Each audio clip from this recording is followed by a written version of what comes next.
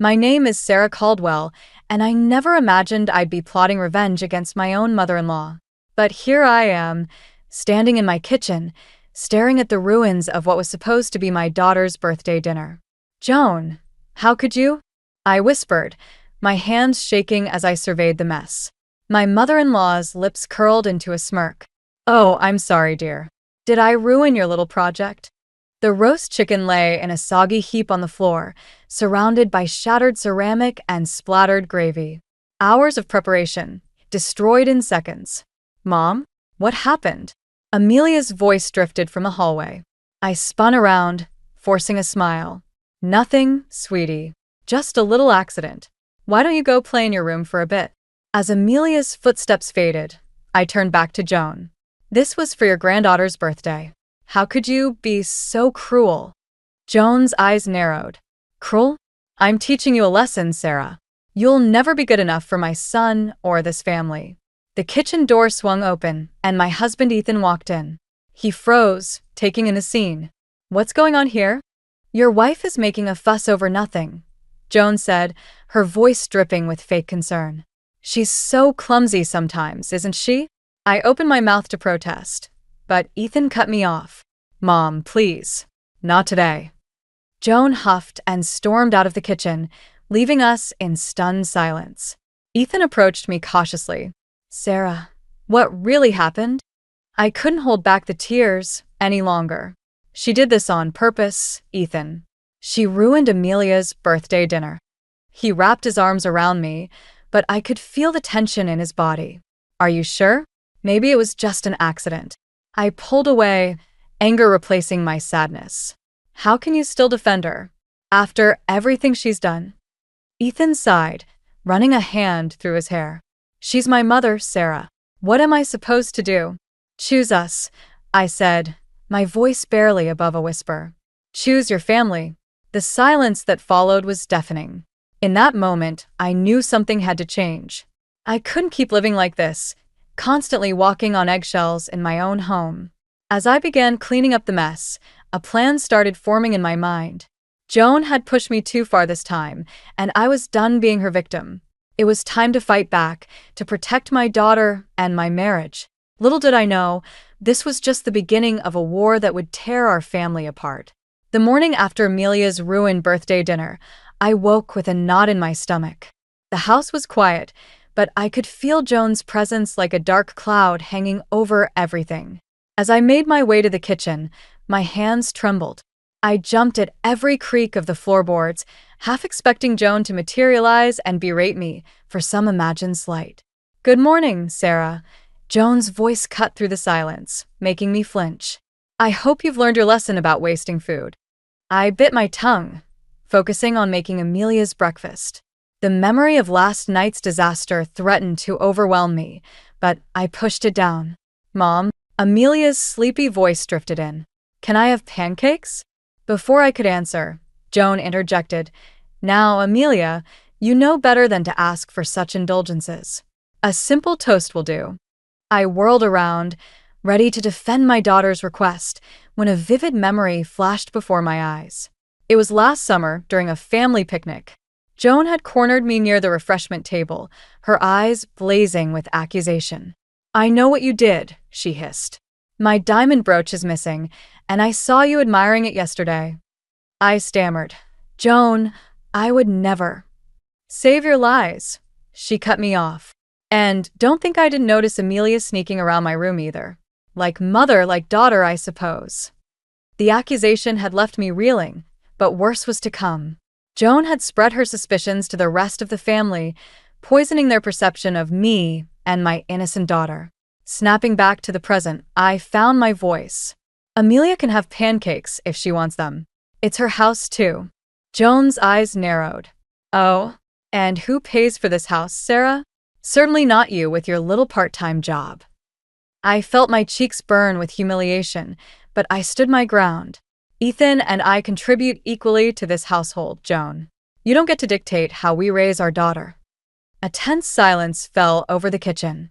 Amelia looked between us, her young face clouded with confusion and worry. Finally, Joan sniffed and turned away. "We'll see about that," she muttered as she left the room. As I hugged Amelia close and started mixing pancake batter, I realized something had shifted. The fear and anxiety were still there, but alongside them burned a new determination. I couldn't let Joan's toxic presence continue to poison our lives. For Amelia's sake, for my marriage, for my own sanity, something had to change. Little did I know, the worst was yet to come. I never thought I'd be rummaging through my mother-in-law's belongings, but desperate times call for desperate measures. As I sifted through Joan's dresser drawers, my heart raced with every creak of the old house. Then I saw it, a familiar glint of gold and diamonds. Joan's missing brooch lay nestled among her silk scarves, mocking me with its presence. "Oh my God," I whispered, my hands shaking as I picked it up. The sound of the front door opening sent me into a panic. I quickly replaced the brooch and hurried out of Joan's room, my mind reeling from the implications of what I'd found. "Mom," Amelia's voice called out. "We're home." I plastered on a smile and went to greet my daughter and husband. "How was school, sweetie?" As Amelia chattered about her day, I caught Ethan's questioning look. He could always tell when something was bothering me. Later that night, after Amelia was asleep, Ethan cornered me in the kitchen. "Sarah, what's going on? You've been on edge all evening." I took a deep breath. "Ethan, I found the brooch. The one your mother accused me of stealing. It was in her drawer." His face paled. "Are you sure?" "Positive." "She lied, Ethan. She accused me and Amelia of theft, turned the family against us, and it was all based on a lie." Ethan ran a hand through his hair, looking torn. "Maybe she just found it and forgot to tell us?" I couldn't believe what I was hearing. "Are you seriously defending her right now?" "No, This is a serious accusation, Sarah. We need to be certain." I felt my anger rising. "I am certain. The question is, what are we going to do about it?" Ethan's silence spoke volumes. I realized then that I was alone in this fight. As I lay in bed that night, unable to sleep, I grappled with a difficult decision. Should I confront Joan? Tell Amelia the truth about her grandmother? The thought of shattering my daughter's image of her family made my stomach churn. But the alternative, continuing to live under Joan's tyranny, allowing her to manipulate and hurt us, was equally unbearable. I thought of Amelia's bright smile, her innocence. How long before Joan's poison seeped into her world too? No, I couldn't let that happen. I had to protect my daughter, even if it meant facing the wrath of Joan and potentially alienating Ethan. As the first light of dawn crept through the curtains, I made my decision. It was time to expose Joan's lies, whatever the cost. I just hoped our family would survive the fallout. The doorbell rang, its cheerful chime a stark contrast to the tension in our home. I opened the door to find Rachel, my sister-in-law, beaming on the porch. "Sarah, it's been too long," she gushed, pulling me into a hug. I forced a smile, acutely aware of Joan hovering behind me. "Rachel, what a surprise. Come in." As we settled in the living room, Joan's demeanor transformed. Gone was the cold, critical woman I knew. In her place was a doting mother, all warmth and affection. "Rachel, darling, how are you?" Joan cooed, taking Rachel's hands in hers. "You look absolutely radiant." I watched, a familiar knot forming in my stomach, as Joan fawned over Rachel. It was always like this when she visited, a stark reminder of my outsider status in this family. "Oh, before I forget," Rachel chirped, reaching into her bag. "I brought something for Amelia." She pulled out a beautifully wrapped package. Joan clapped her hands in delight. "How thoughtful. Sarah, go fetch Amelia, won't you?" I bit back a retort and went to call my daughter. When we returned, Rachel was regaling Joan with stories of her latest work trip. And then the CEO himself asked for my opinion. Rachel finished, glowing with pride. Joan beamed. "Of course he did. You're brilliant, dear. Unlike some people who can't even hold down a part-time job." The barb was aimed at me, but I refused to give Joan the satisfaction of a reaction. Instead, I focused on Amelia as she unwrapped her gift, an expensive-looking art set. "Wow. Thanks, Aunt Rachel," Amelia exclaimed. Joan jumped in. Isn't your Aunt Rachel generous? Much more so than your mother, I'm sure. I saw Amelia's brow furrow in confusion, and my resolve strengthened. I wouldn't let Joan poison my daughter's mind. Actually, I said, keeping my voice level, Amelia and I were planning to go art supply shopping this weekend. Verite, Shwichi. Amelia nodded enthusiastically, and I caught a flicker of annoyance on Joan's face. The rest of Rachel's visit passed in a blur of thinly veiled insults from Joan and oblivious chatter from Rachel. By the time they left, I felt drained. As I cleaned up, I overheard Joan on the phone. Yes, Rachel's visit was lovely. If only Ethan had married someone like her instead.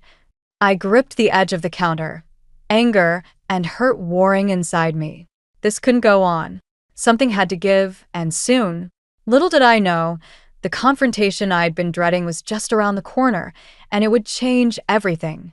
I couldn't take it anymore. The constant belittling, the favoritism, the lies, it was all too much. That night, I confronted Ethan. Your mother has to go, I said, my voice trembling with emotion. I can't live like this anymore, Ethan. Neither can Amelia. Ethan sighed, running a hand through his hair. Sarah, I know Mom can be difficult, but she's family. We can't just kick her out. Difficult? I laughed bitterly. She's destroying our family, Ethan. Don't you see that? His silence spoke volumes. I pressed on. She accused me of stealing. She favors Rachel over me. She constantly undermines my parenting. And now I've found proof that she lied about the brooch. When will it be enough? Ethan's face hardened. What do you want me to do, Sarah? She's my mother. I want you to stand up for your wife and daughter, I retorted. I want you to be on our side for once. The hurt in his eyes made me regret my words, but I couldn't back down now. Finally, Ethan nodded. I'll talk to her. I promise. The next morning, I eavesdropped as Ethan confronted Joan in the kitchen. My heart raced as I listened. Mom, we need to talk about how you've been treating Sarah, Ethan began. Joan's voice dripped with innocence. What do you mean, darling? I've been nothing but kind to that girl. Mom, please. The comments, the accusations, the way you favor Rachel, it has to stop. Sarah is my wife, and Amelia's mother. She deserves your respect. There was a long pause before Joan spoke again, her voice ice cold. I see she's turned you against me. I never thought I'd see the day when my own son would choose that woman over his mother. Mom, that's not what this is about, Dash. No, I understand perfectly. Joan cut him off. If that's how you feel, perhaps it's time I considered other living arrangements. My heart leapt at her words, but Ethan's response deflated my hope. No, Mom, that's not necessary. We can work this out. Just try to be nicer to Sarah, okay? As Ethan left for work, Joan cornered me in the hallway. Her eyes blazed with fury. You think you've won? This isn't over, Sarah. Not by a long shot. I watched her storm off, a chill running down my spine. I'd hoped Ethan's intervention would improve things, but I realized with growing dread that I'd only made everything worse. The battle lines were drawn, and I knew that the worst was yet to come. But I was done being a victim. Whatever Joan had planned, I would be ready. The annual Caldwell family reunion loomed like a storm on the horizon. As I stood in the kitchen, surrounded by ingredients and half-finished dishes, Joan's voice grated on my nerves. Sarah, dear, she said, her tone sickly sweet, I do hope you're up to the task of catering this year. It's such an important event, after all. I gritted my teeth, forcing a smile. Don't worry, Joan. Everything will be perfect. Her eyes glinted with malice. Oh, I'm sure it will be. I've told everyone how excited you are to showcase your skills. As she sauntered out, I felt a knot of dread in my stomach. I knew Joan was planning something, but I couldn't figure out what. The day of the reunion arrived, and our house buzzed with activity. Relatives poured in, filling the rooms with chatter and laughter. I busied myself in the kitchen, putting the finishing touches on the elaborate spread I'd prepared. Mom, can I help? Amelia asked, peeking around the door. I smiled, grateful for her offer. Sure, sweetie. Can you take these appetizers out to the living room? As Amelia left with the tray, I turned my attention to the centerpiece of the meal, an expensive, carefully prepared roast. It was my grandmother's recipe, and I'd spent hours getting it just right. Suddenly, Joan appeared at my elbow. "Oh, Sarah, let me help you with that. It looks so heavy." Before I could protest, she'd grabbed the dish. As if in slow motion, I watched her hands tilt, the roast sliding off the platter and onto the floor with a sickening splat. A hush fell over the kitchen. Joan's face was a mask of false concern. "Oh no, how clumsy of me. I'm so sorry, Sarah. I guess we'll have to order takeout." I stood there, stunned, as Joan turned to the gathered family members. "I'm afraid Sarah's dinner is ruined. Such a shame, after all her effort." The whispers started immediately. I could see the judgment in their eyes, the disappointment. Joan had succeeded in humiliating me in front of everyone. But as I looked at the ruined roast, something inside me snapped. I was done being Joan's victim, done letting her manipulate and control our lives. I straightened my spine and met Joan's gaze. "No need for takeout," I said, my voice steady. "I have plenty of other dishes prepared. This changes nothing." Joan's smug smile faltered, and I saw a flicker of uncertainty in her eyes. She hadn't broken me, and now she knew it. As I began directing the family to the dining room, I caught Ethan's eye. He looked torn, confused by the tension between his wife and mother. Little did any of us know, the real showdown was yet to come, and it would change our family forever. The tension in the dining room was palpable as the family gathered around the table. Joan sat at the head, a triumphant smirk playing on her lips. I took my seat, determined not to let her see how much her actions had affected me. As the dishes were passed around, Joan cleared her throat. "I must apologize again for the unfortunate accident with Sarah's roast. It's such a shame that all her hard work went to waste." I gripped my fork tightly, ready to defend myself, when Rachel's voice cut through the murmur of conversation. "Actually, Aunt Joan, I helped Sarah prepare most of these dishes yesterday. We spent hours in the kitchen together." Joan's face paled slightly. "Oh, I didn't realize." Rachel continued, oblivious to the undercurrents. "Yes, Sarah's an amazing cook. She even taught me some new techniques." I watched as Joan's carefully constructed narrative began to crumble. But the real shock was yet to come. Amelia, who had been unusually quiet, suddenly spoke up. "Grandma, why did you drop the roast on purpose?" The room fell silent. All eyes turned to my daughter, then to Joan, whose face had gone from pale to ashen. "What are you talking about, dear?" Joan asked, her voice trembling slightly. Amelia pulled out her tablet. "I was making a video for Mom to show how much I appreciate her cooking. I caught you dropping the roast on camera. Look." She pressed play, and the damning evidence filled the screen. Joan's deliberate actions were clear for all to see. Gasps and murmurs filled the room. Ethan stood up, his face a mask of shock and anger. "Mom, how could you?" Joan sputtered, trying to find an explanation, but the truth was out. Years of manipulation and deceit laid bare in a single moment. I stood up, my voice steady. "Joan, this has to stop. The lies, the accusations, the constant undermining. We can't live like this anymore." Ethan moved to stand beside me, his hand finding mine. "She's right, Mom. This behavior is unacceptable." Joan looked around the table, searching for an ally, but found only shocked and disappointed faces. Even Rachel looked stunned. I never meant." Joan began, but I cut her off. "Save it, Joan. We're done. Ethan, Amelia, and I will be moving out.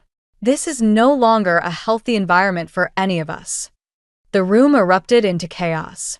Family members argued, Joan pleaded, but my resolve remained firm. As I looked at Ethan and Amelia, I saw the same determination in their eyes. This was it, the moment everything changed. And despite the turmoil, I felt a weight lifting from my shoulders. We were finally free. 3 months after the disastrous family reunion, I stood in our new kitchen, surrounded by half-unpacked boxes. The morning sun streamed through the windows, casting a warm glow on the unfamiliar countertops. "Mom, where should I put these plates?" Amelia asked, holding up a stack of dishes. I smiled, feeling a sense of peace I hadn't experienced in years. "Let's put them in the cabinet by the sink, sweetie." As we worked together to organize our new home, I marveled at how much had changed.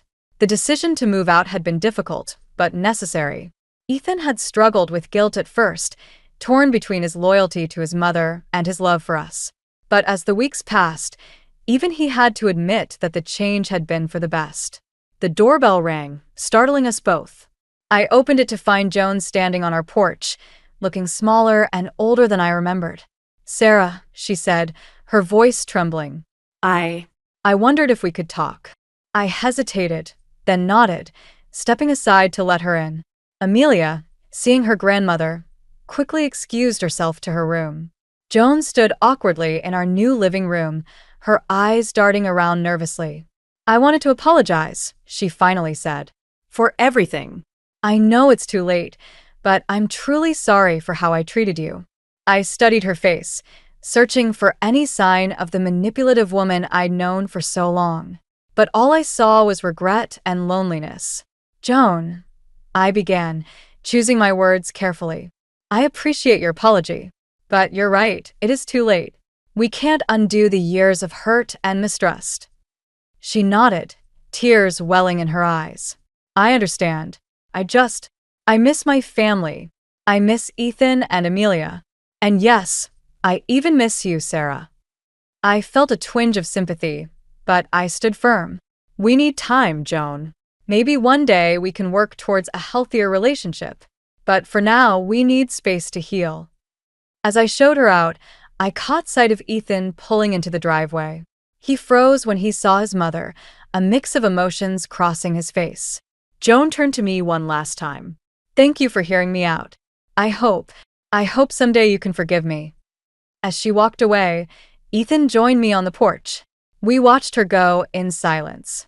"Are you okay?" he asked, wrapping an arm around me. I leaned into him, feeling the strength of our bond. "Yes," I replied. "For the first time in a long time, I really am." As we turned to go back inside, to our daughter and our new life, I felt a sense of hope for the future. We had weathered the storm and come out stronger on the other side. Whatever challenges lay ahead, I knew we would face them together as a family.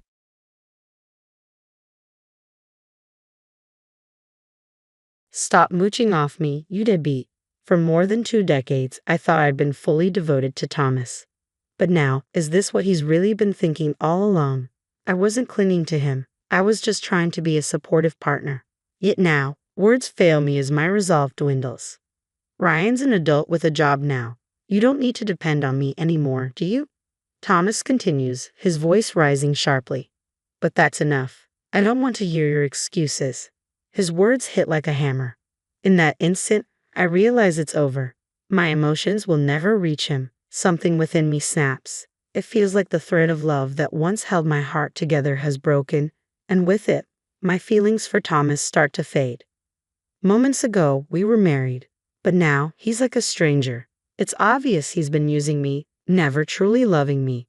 Otherwise, he wouldn't have the audacity to cheat and kick me out. I don't care about him anymore. No, I have to bring him down completely. I gather myself and lift my head, meeting Thomas's gaze squarely. My name is Mila Smith, a 50-year-old housewife. I've been married to Thomas for 25 years, and our son Ryan just graduated from college and started working.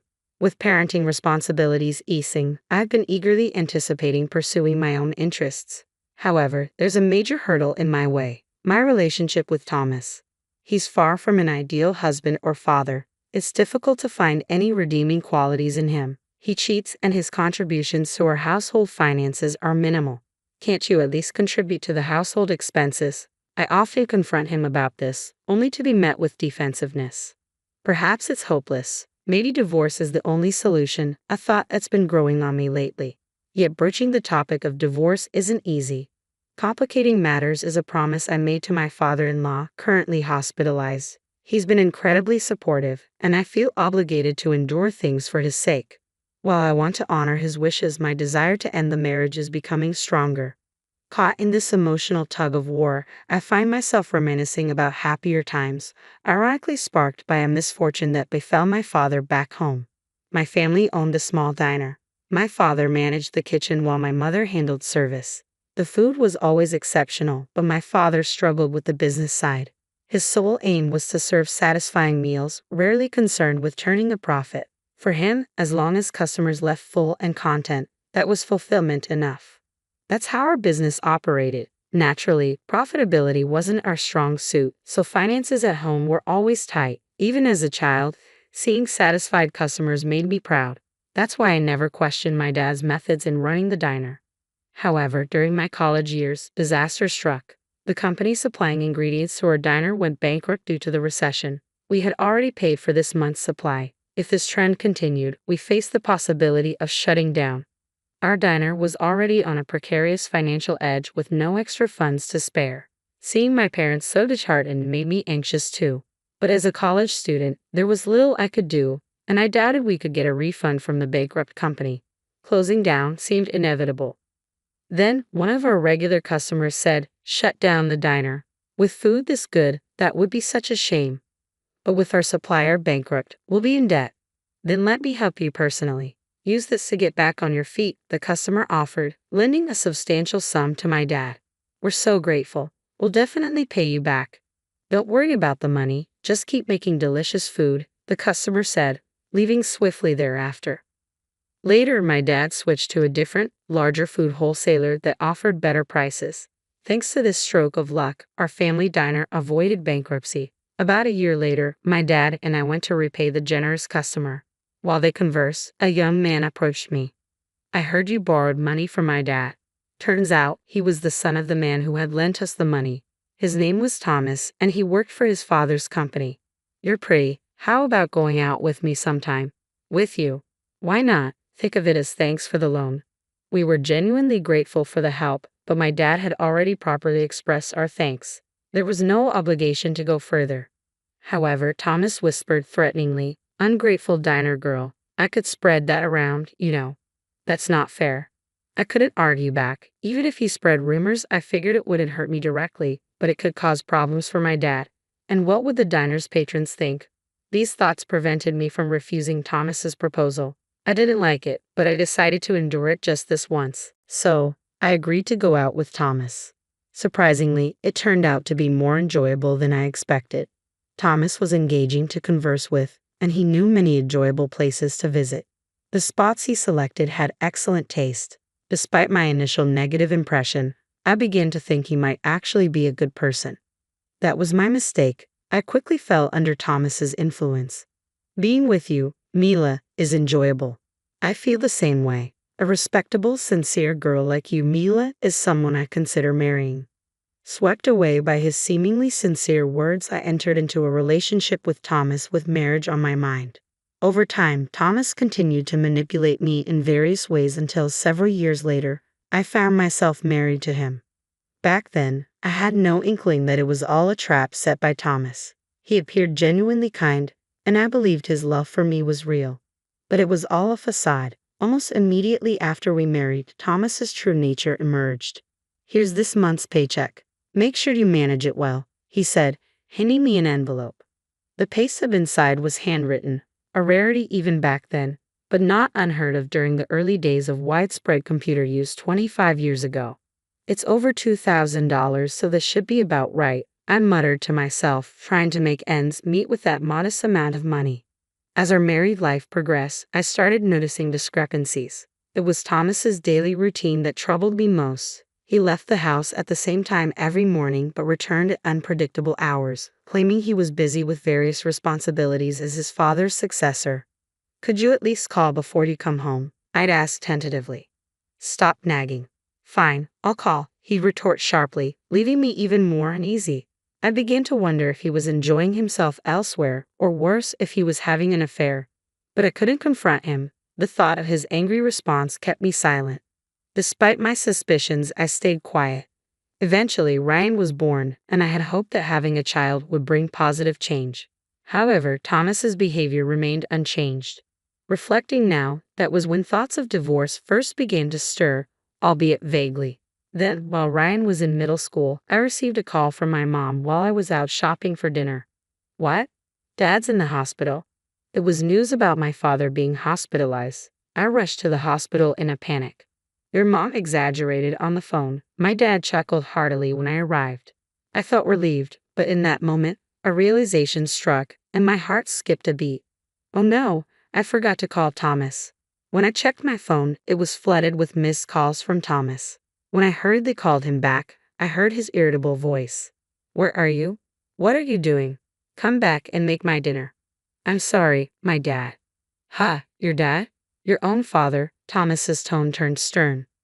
I replied timidly, yes, he was suddenly hospitalized. What does your dad have to do with anything? You're my wife.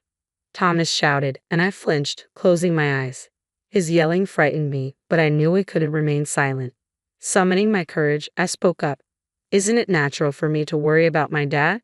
It's the least I can do. Shut up. Don't talk back to me.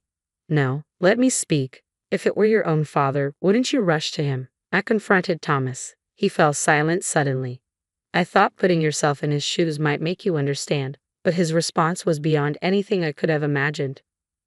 If my dad were in the hospital, I'd ignore it. After all, I wouldn't be troubled if he wasn't around. I was speechless. It had to be a lie, but I couldn't deny it. After much hesitation, I told Thomas, I'm different from you. Sorry, but you'll have to eat out tonight. That's all I managed to say before hanging up, still in a daze. From that moment on, my faith in Thomas began to erode. It was then that I finally realized the happiness from before our marriage was just an illusion. Now I understand. Thomas didn't want a wife, he wanted a housekeeper. I muttered to myself, feeling a wave of sadness wash over me. But I couldn't linger in sorrow. That's right, if I'm going to get a divorce, I need to start preparing. So, I began preparing for divorce. A few years passed, and then my father-in-law was hospitalized. His condition was serious. He might not recover. I shared the doctor's prognosis with Thomas, but he appeared unaffected. So, it's going to cost money. Is money all you're worried about? Don't you understand the situation? I confronted Thomas. I understand. I'll talk to my brother, he replied, reaching out to his childless, married brother, hoping he would share the burden of the hospital expenses. Why can't you pay for it yourselves? We have Ryan and Mila to consider. It's tough for us, Thomas deflected, as if distancing himself from the issue. His attitude reminded me of when my own father was hospitalized. It became clear to me that Thomas didn't truly care about his father either. I couldn't bear it any longer. That's enough. I'll figure out how to manage the hospital bills myself, I asserted firmly. Don't forget what you just said, Thomas shot back. I nodded resolutely. In the end, my determination led to us bearing the costs of my father-in-law's hospitalization. Moreover, due to his illness, my father-in-law resigned from his presidency, and Thomas assumed his role. However, Thomas resented my intervention. From then on, he seldom came home. Even when we needed to discuss Ryan's future, he ignored my calls and remained absent. Dad's not coming home again tonight. I'm sorry, Ryan, for the trouble.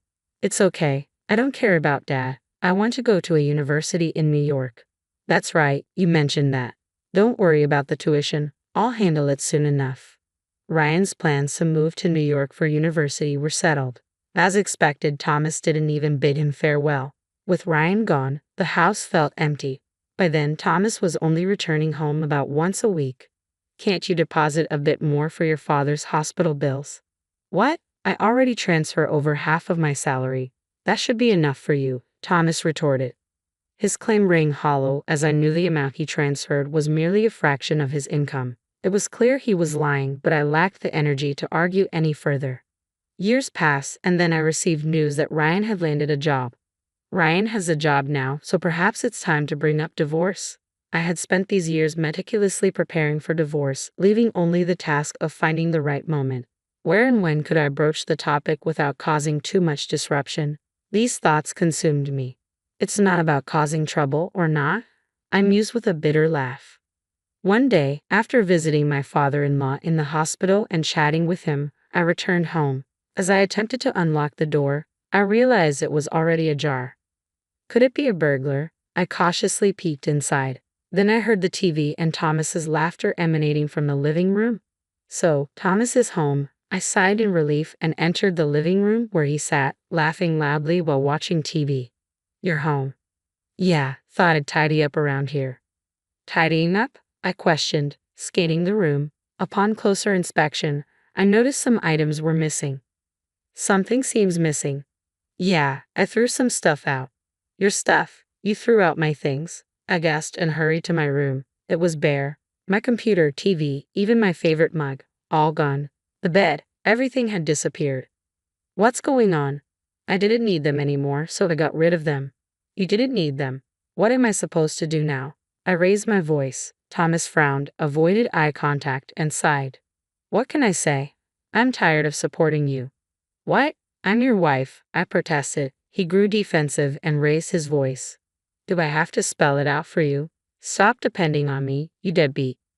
For over 20 years, I believed I had been devoted to Thomas, and this is what he thought of me. I wasn't depending on him. I was simply trying to be a supportive partner. But I couldn't find the strength to articulate that as I felt my resolve crumble.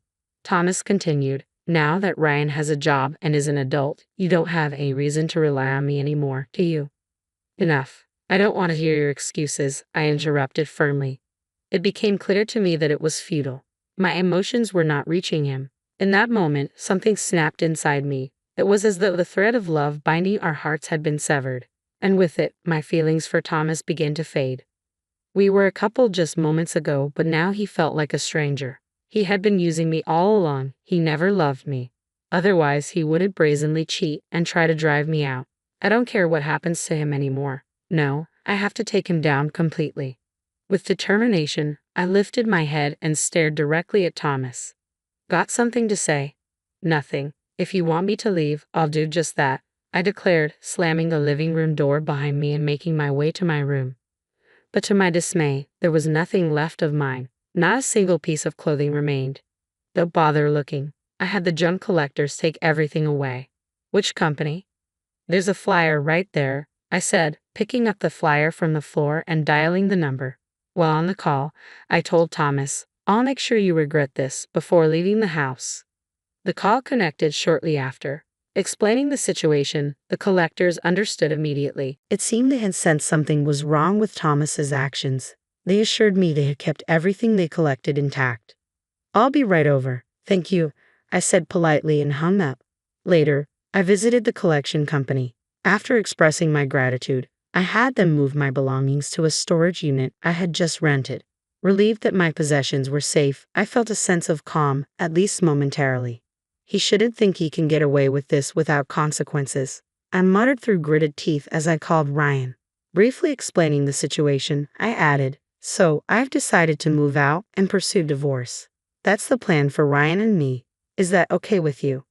Okay. Bye. Ryan hurriedly ended the call. He seemed intimidated by my intensity. Was I that angry? I wondered, putting my phone back in my purse. Heading straight to a nearby business hotel, I knew I needed some time to gather myself and plan the next steps. In fact, I had already decided on a place to move to start a new life after discussing divorce with Thomas. Well, it's just that my plans got moved up a little. Honestly, I wasn't in trouble. It was just a matter of being 2 weeks ahead of schedule. 2 weeks living in a hotel. What a waste. I had no other choice. As a housewife, I couldn't help but feel it was extravagant. Maybe I should bill him for this hotel stay anyway, I muttered, starting to work on my post-divorce plans. About 10 days into my stay at the business hotel, while having lunch, Thomas called me. As soon as I answered, he started shouting. You've stolen my money. Huh? What are you talking about? Don't play dumb. It's about my dad's hospital bills. The hospital just called demanding payment. Ah, that's what you meant, I sighed, responding, you should pay it. It's no longer my concern after you kicked me out. But I've been transferring living expenses to you. You should pay it from there. Yes, but isn't that passbook now with you? I retorted calmly, knowing full well there was no money in that account, which made me smirk. I have the passbook, but there's no money in it. That's why I'm saying you stole it. I haven't stolen anything. Don't lie. Who else could use it? He seemed oblivious to the fact that the transferred amount was far too little. Exasperated, I explained, There was barely any money from the start. If there's no money for hospital bills, why don't you use your allowance? My allowance? Thomas started to panic, clearly thinking I didn't know about it. Since the beginning of our marriage, Thomas had been giving me handwritten salary slips to conceal the fact that he was pocketing a portion of his salary for himself. Essentially, the money he skimmed was his own allowance. I once asked your father about your salary amount, so that's? He looked puzzled, but I pressed on, but he told me. So, I knew you were taking money. After I said that, Thomas fell silent. There was a long pause, so long I thought the call had dropped. Then he suddenly raised his voice again. What's wrong with me spending the money? I earned it. It's your fault for using up all the money. Yeah, sure, I retorted, unimpressed. That's it, we're getting a divorce. I'm going to demand alimony. You'll pay back every penny you used, Thomas declared. I couldn't help but smirk. I had him right where I wanted him now. There was no escape. Great, thank you. I've been wanting a divorce too. Come over to my place for the divorce discussions. What? No, I mean, you want a divorce, right? I'm also prepared with evidence of your infidelity, I stated, knowing he must be sweating bullets even though I couldn't see him. His voice betrayed his panic. Evidence of infidelity? What are you talking about? He exclaimed, clearly rattled. No use playing dumb. I have photographic evidence. Photographic evidence, he repeated, his voice now trembling. I fought to hold back my laughter. I'll give you the address. Let's meet next Sunday to discuss it in detail, I said, quickly giving him a certain location before hanging up. I've successfully cornered him for a divorce. Now, if only I can get him to apologize, that would be the tricky part, I mused, bracing myself for the confrontation ahead. On the promised Sunday, I arrived at the meeting place ahead of schedule, scanning the surroundings eagerly. Spotting Thomas out of the corner of my eye, I called out and waved to get his attention. Over here, I exclaimed. Thomas looked around, visibly surprised. Here, he muttered, clearly puzzled. Yes, this is the place I gave you. But this mansion, whose is it? Thomas asked, peering behind me. I grinned and pointed towards the impressive mansion worth about $2 million, complete with a sprawling garden, 3 floors, a basement, a theater room, and luxury cars parked in the garage. This is my house. Isn't it new and beautiful? Your house, Thomas repeated in disbelief. You plan to live here after the divorce? Yes, I started building it a while ago, I explained matter-of-factly. Thomas, who had always underestimated me as just a housewife, seemed utterly stunned by the revelation. Guiding him inside, I pushed him gently towards the living room. Let's get started with our discussion. This is my lawyer, I introduced, gestured to the lawyer who was waiting inside. But Thomas appeared too distracted by his surroundings to focus. He glanced nervously around the room, seemingly more interested in the luxurious setting than our conversation. He paid no attention to the photos of his infidelity laid out on the table, and his responses were curt and unresponsive, making our discussion frustratingly unproductive. Eventually, Thomas asked in a hushed tone, "How did you afford this house?" "I bought it, plain and simple," I replied calmly. "Liar, a housewife can't afford that," Thomas retorted, his disbelief evident. To buy a house worth $2 million, you need an annual income of at least $300,000. I have that kind of income, I asserted confidently. I earn that much. Any issues with that? But how? Thomas trailed off, clearly bewildered. I started by casually assisting a friend with her business, and it unexpectedly grew into this, I explained. It all began a few years ago when my father's hospitalization pushed me toward divorce. I began preparing for independence, starting with finding employment. Securing a suitable job wasn't easy, so I turned to my close friend Sarah for advice. Why not join me in my business? Sarah proposed. Business? What kind of business? I asked.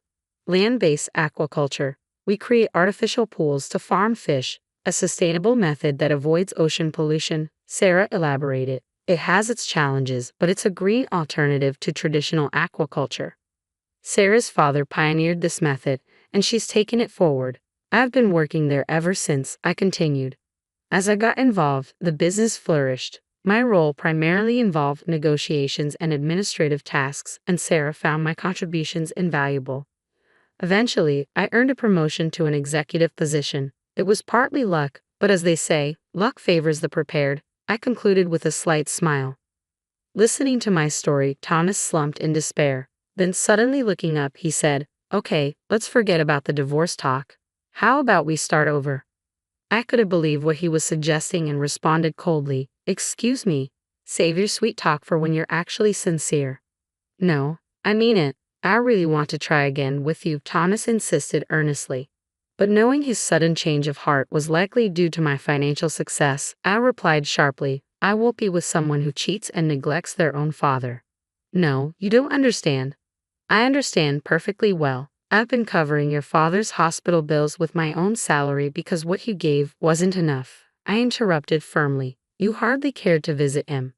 My lawyer then steered the conversation towards alimony. Thomas remained silent throughout, looking downcast. Eventually, with the lawyer's prompting, he signed the divorce papers. The alimony was set at $60,000.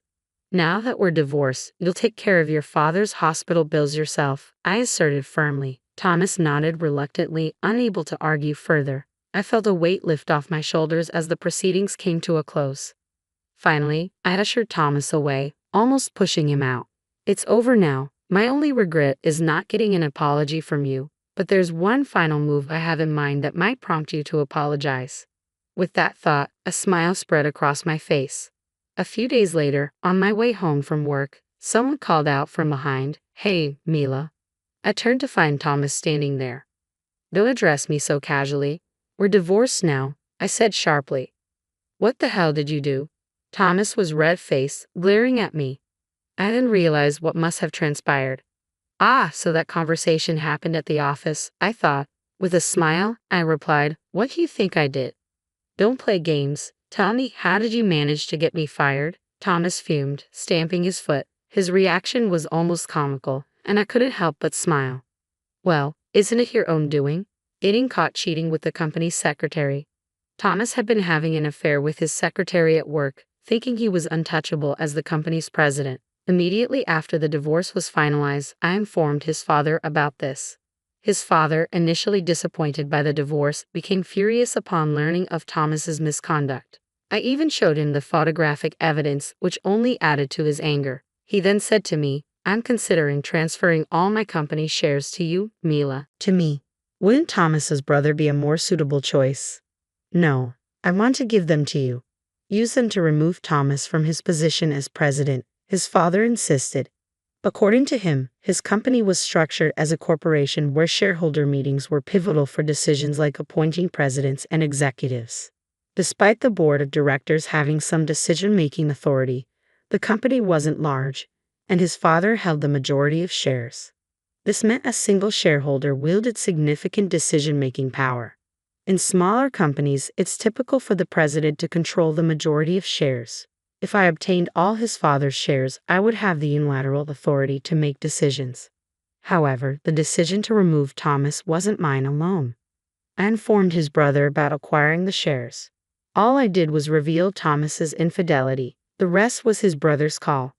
Your brother acted in your best interests. Why did he heed your words? I countered, watching Thomas crumble before me. He began pleading, "I'm sorry, please forgive me." "No, I stand to lose everything. No job, nothing." His predicament wasn't my concern. It was all his doing. "Even if you apologize, I won't forgive you." "Please, I beg you," Thomas pleaded, prostrating himself. I turned away. "I'm sorry, but there's nothing more to be done." "Why?" he implored.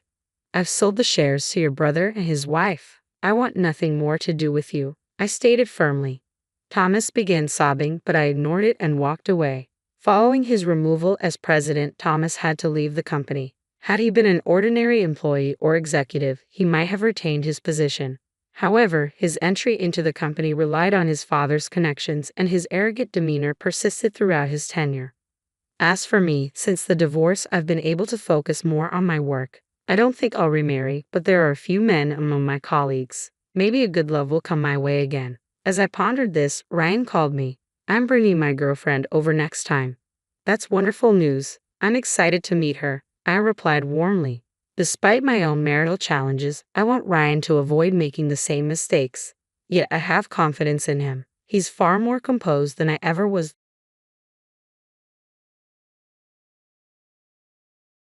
All divorcing a slave who doesn't do housework, huh? My husband, Ethan, suddenly remarked as he entered the room. He smirked, looking down at me as I sat in a chair. I'm already doing you a favor by putting up with you, useless. Hurry up and get dinner ready. Ethan was furious. To my horror, he kicked my belly, despite me being 9 months pregnant. Caught off guard, I fell from the chair, clutching my tablet. As I tumbled to the floor, I tried to protect my belly. The pain from the fall shot through my entire body. I couldn't utter a word beyond my initial scream, desperately clutching my belly. Aiken continued to kick me, shouting, "Get up and do your job." Suddenly, an angry voice yelled at him from somewhere. What awaited such a husband after this incident was? My name is Yvonne Dawson, 29 years old, living with Ethan, my husband, who's 3 years my senior. We were soon to be a family of 3 with a new life growing inside me. Now, in my 9th month of pregnancy with our first child, I often find myself cluelessly reading maternity magazines, somehow making it through this challenging time. But that doesn't mean I've been at ease. Every day is a mix of discovering what I shouldn't do and what might be best for the baby at this stage. Morning sickness, which I had only seen on TV dramas, was far more grueling in reality. Alongside realizing the challenges of childbirth, I've also come to appreciate the greatness of motherhood. Hoping that my baby would be born safely, I've eagerly awaited the day. However, something started to trouble me. It was about Ethan. When I told him about my pregnancy, he had pumped his fists in the air and cheered, "All right. I believed we'd have a happy family life." I pictured a bright future full of smiles with Ethan and our soon-to-be-born baby. But as I grappled with the uncertainties of my first pregnancy, feeling unwell, unable to move as usual, or bedridden due to morning sickness, Ethan began to change.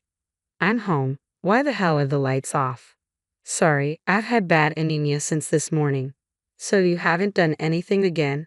"Yes, that's why I tried calling to let you know. Maybe you could grab something to eat or buy something on your way home." I was already on my way. How am I supposed to get my food now? Saying this, he began yelling and throwing things around. I tried telling him about the frozen burgers and pizza in the freezer, but he ranted, "After a long day, you expect your husband to cook for himself?" And continued his tirade.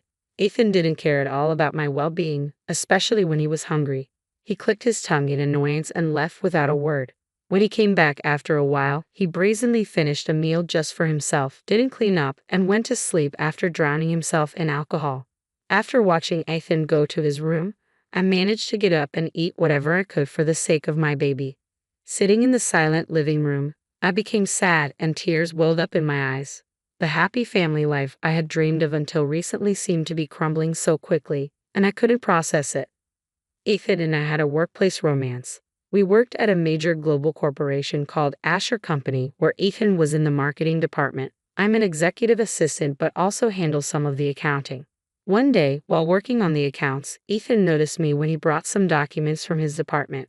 From that day on, he started pursuing me relentlessly. It was love at first sight for Ethan. At first, I wasn't interested at all, but his persistent efforts and the way he seemed to lead his team with such vigor drew me to him, and we started dating. Once we started dating, he was a wonderful person who made me dream of a happy family life. I wondered if he would be kind to me again if I were more diligent about housework and took care of him properly. With that thought, I decided to wake up even earlier than before and move at a relaxed pace. Even if I'm working from home, I have to keep going. Stay strong, me. I opted to work from home instead of taking maternity leave. Some of my secretarial tasks, like scheduling and contacting managers, could be handled remotely, and saving money for our impending baby was a priority. So I stayed positive and adjusted my routine to maintain a balance. I would wake up earlier than Ethan, prepare a hearty breakfast, and see him off to work. Since he usually ate lunch at the company cafeteria, I didn't need to pack him a lunchbox. After sending him off, I focused on my work and managed household chores throughout the day. That was my routine. However, Ethan's demeanor towards me grew increasingly distant. One weekend, feeling unwell from the morning, I overslept past Ethan's wake-up time, despite his reminder about a golf outing with clients. "Hey, wake up. I told you I have a golf outing with clients today. You expect me to leave without breakfast?" "Oh, right. I'm sorry. I just couldn't."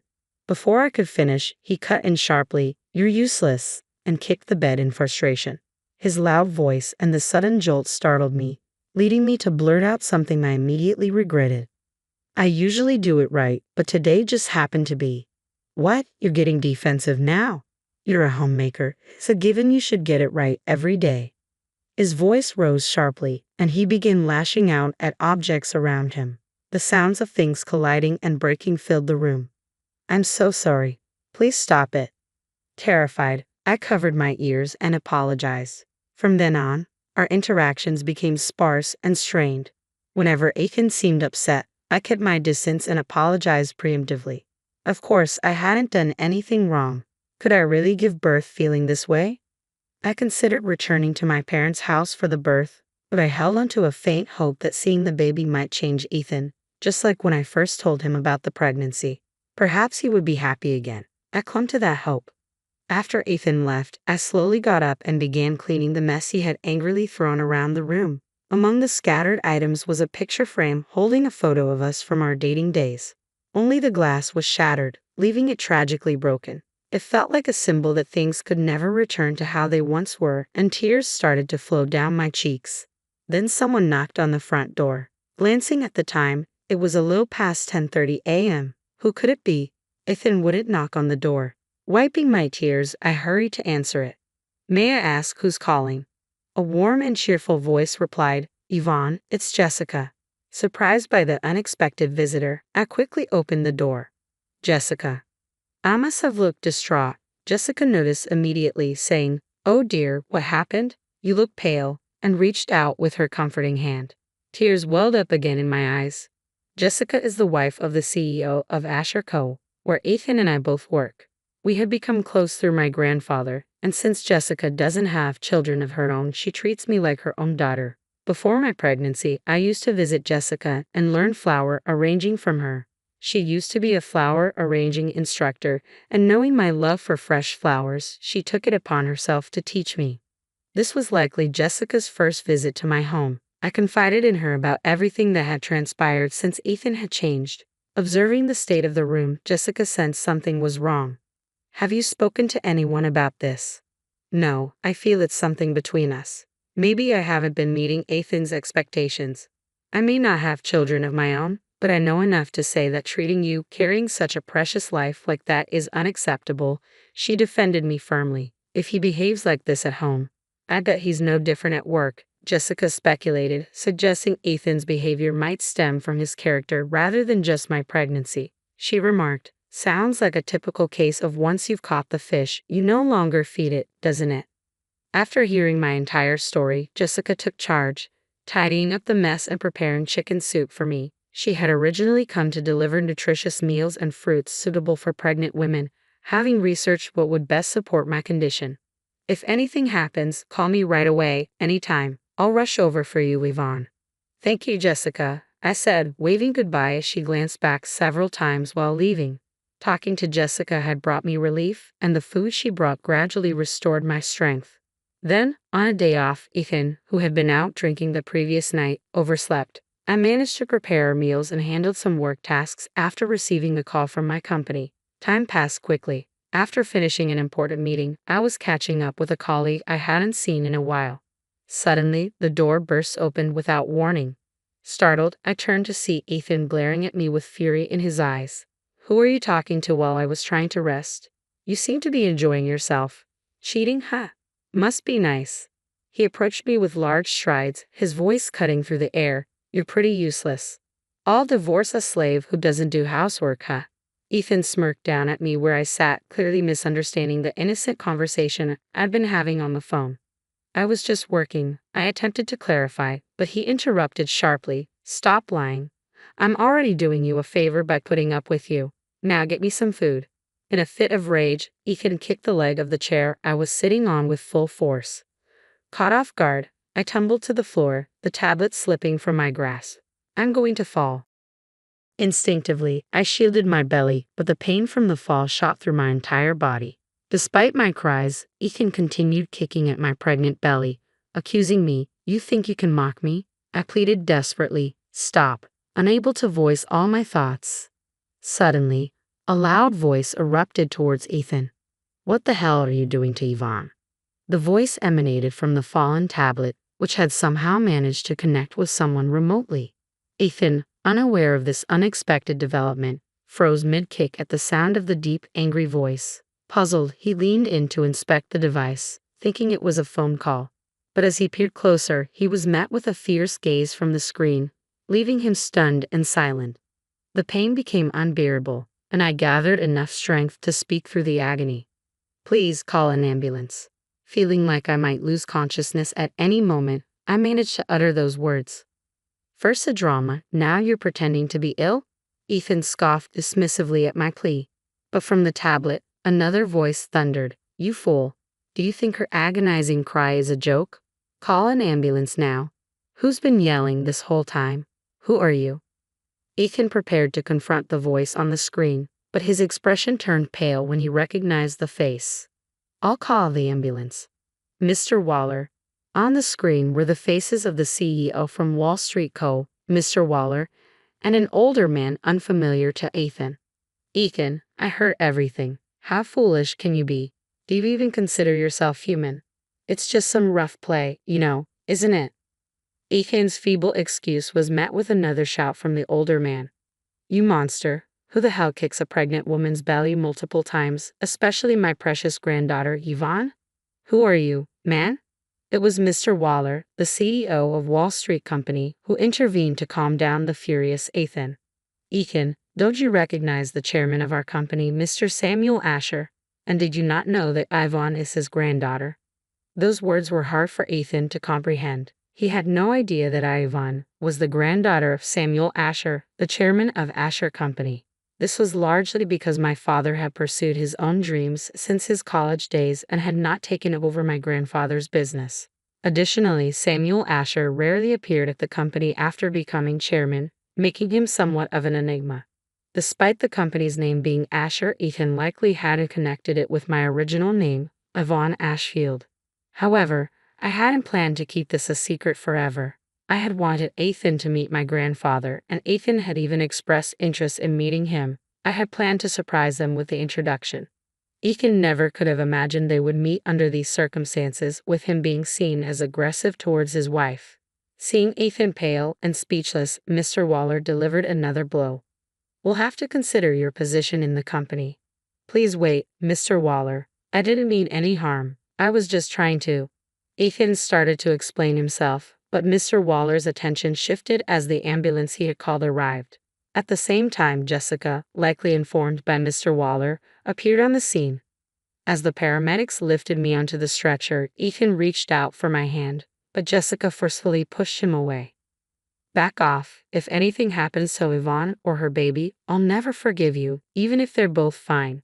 Jessica shot Ethan a disbelieving glare before turning to the tablet showing Mr. Waller and my grandfather. "I'll be going with her," she declared firmly, gripping my hand tightly as we boarded the ambulance together. As I was wheeled into the ambulance, my consciousness began to fade further. I could barely make out Jessica calling my name before everything went black. When I finally regained consciousness, I was met with brightness and confusion. "Where am I?" I murmured, looking around. "Yvonne? Oh, thank goodness. I'm so sorry. Yvonne's awake now." It was Jessica, relieved and pressing the nurse's call button. From the other side, I could hear my grandfather Samuel's voice. "Yvonne, thank God the baby's fine too." "Grandpa, Jessica." My hazy mind began to clear, and I recalled the traumatic events of being attacked by Ethan while pregnant. "Thank God the baby is safe," my grandfather repeated, his words a comfort as tears streamed down my face. He gently touched my hair and reassured me, "You must have been so scared. You did well." Reflecting on Ethan's changed behavior since our marriage, I couldn't help but voice my doubts. Did I do something wrong? My voice trembled with uncertainty. Jessica quickly reassured me, "Yvonne, this is not your fault." My grandfather interjected firmly, "Whoever did this to my dear Yvonne will answer for it." Both of them stood by me, offering comfort and support. "You just need to rest now," they urged, and I felt a profound relief knowing I wasn't facing this alone. When I woke up again, I learned I had been unconscious for 3 days and nights. After ensuring both the baby and I were stable, I remained in the hospital for a week under observation. Throughout that time, Ethan never visited. Thinking about the danger our child had faced, anger towards Ethan swelled inside me. Jessica, who visited me daily, expressed deep concern about the possibility of me returning home and facing Ethan's potential rage again.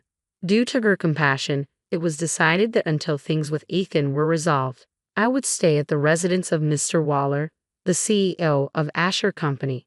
Given that my parents lived far away and the volatile situation, returning to my hometown for childbirth was ruled out. Initially, I had considered staying with my grandfather. However, with my grandmother passed away and only men remaining there, staying with Jessica at Mr. Waller's residence in New York seemed more practical. Jessica, being a woman herself, meant she could provide support, and being in New York would be advantageous for any legal actions against Ethan. Shortly after moving in with Jessica, Mr. Waller shared troubling insights about Ethan's behavior at Asher Company. It emerged that on the night I confided in Jessica, she had urged Mr. Waller to monitor Ethan closely. In response, Mr. Waller instructed Ethan's colleagues and direct reports to observe and report on his daily activities. So, Yvonne, it seems you really had no reason to feel guilty. After Mr. Waller shared his revelations, both Jessica and I were left speechless. Jessica nodded knowingly, saying, "I had a feeling." It came to light that since I was hospitalized, Ethan had never reached out to check on me. Instead, he had been spreading false rumors at work, painting me as the guilty party who had abandoned him. Even worse, a coworker from Ethan's circle disclosed that he had always been arrogant, mistreating those he deemed inferior, and openly boasting about exploiting me once we were married. I had been deceived by Ethan. The realization left me feeling painfully naive for believing I had found a caring partner. "He doesn't even feed the fish he caught," Jessica remarked with disdain. "I wouldn't be surprised if his behavior extends beyond the office. We should investigate further." Jessica and Mr. Waller exchanged a significant glance, silently agreeing on the next steps. "Wait here," Jessica said reassuringly, giving my shoulder a gentle pat before disappearing into another room. She returned within minutes, handing me a business card. "This person's willing to really listen to you, so you might want to consult with them." When I examined the business card, I realized it belonged to an attorney, a top-notch professional recommended by my grandfather through Jessica's care. My grandfather, preoccupied with international business partners visiting him, couldn't be by my side but expressed his concern and urged me to stay strong. "He's worried about you," Jessica affirmed. "He wishes he could be here with you, but he trusts you to handle this." Quietly, I echoed, "Just like grandfather," recalling how he had always prioritized work and maintained a stern demeanor, especially during my upbringing. Despite this, I knew deep down his love for me since childhood, which had always made me admire him. Encouraged by his support, I resolved to confront Ethan and take control of my life. As I engaged the attorney, startling revelations continued to unfold.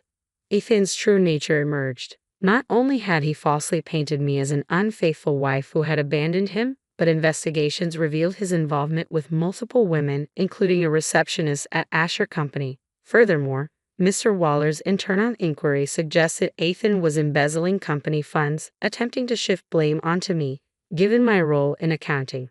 Shortly after, my cell phone rang, and predictably, it was Ethan. "What the hell is going on?" His voice dripped with anger.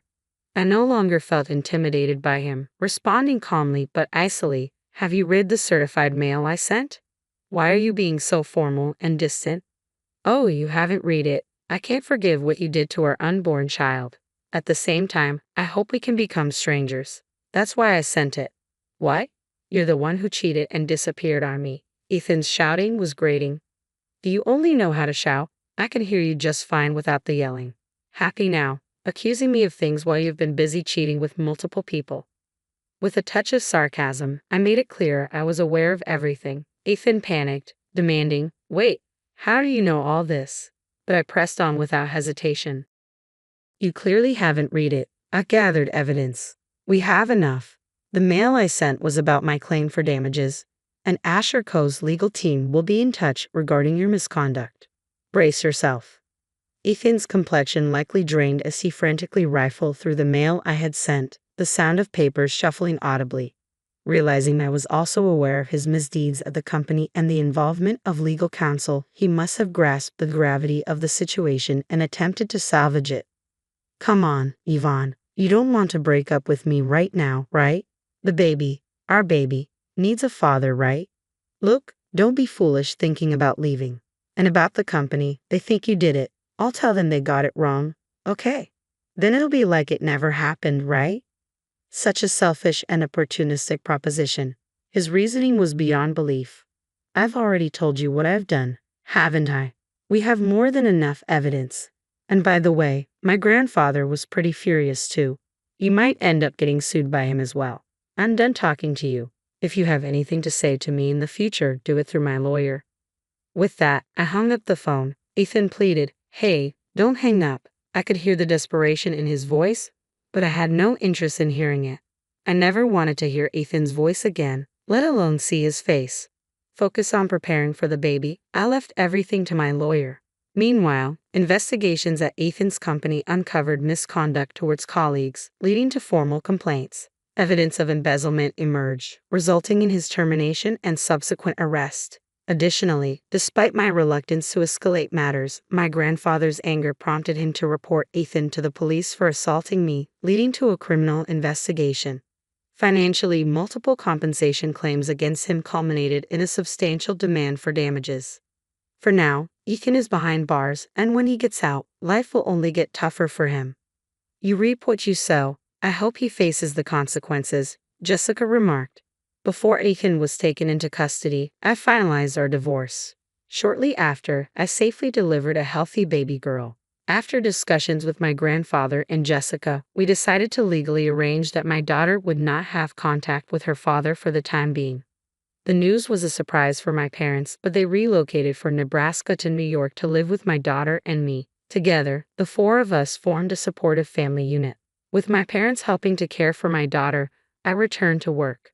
By the time my daughter started elementary school, I had taken on significant responsibilities at Asher Company. Following Mr. Waller's retirement policy, the CEO position rotated, and I eventually succeeded him as CEO. My journey from secretary to CEO was paved with learning every aspect of the business. If Aiken had remained the person I once knew, he might have held the CEO position now. Reflecting on the path he chose, I couldn't help but feel pity for him. It strengthened my resolve to lead with empathy and ensure our company didn't foster employees like him. I aim to follow in the footsteps of great leaders, particularly my grandfather. Speaking of whom, my grandfather has retired as chairman and adores being a great-grandfather to my daughter. Despite the challenges I face, I now feel truly blessed.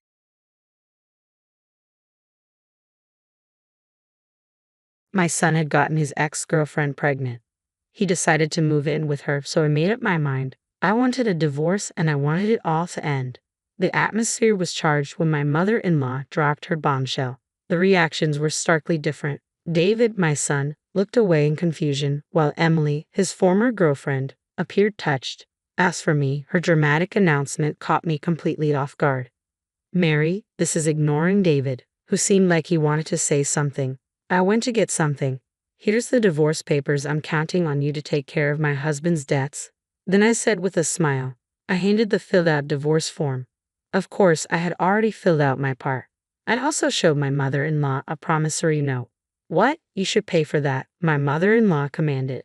But I just smiled and shook my head. Impossible. It's my husband's debt, after all. Then I revealed the truth to her. Hearing my story, my mother-in-law and David turned pale.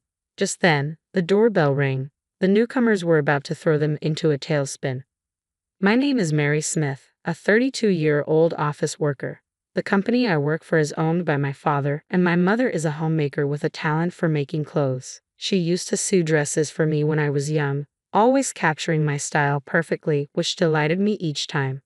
"Mary, isn't this dress cute? It's Mom's latest creation. She also finished the outfit Jennifer asked for the other day, so she said to come and pick it up."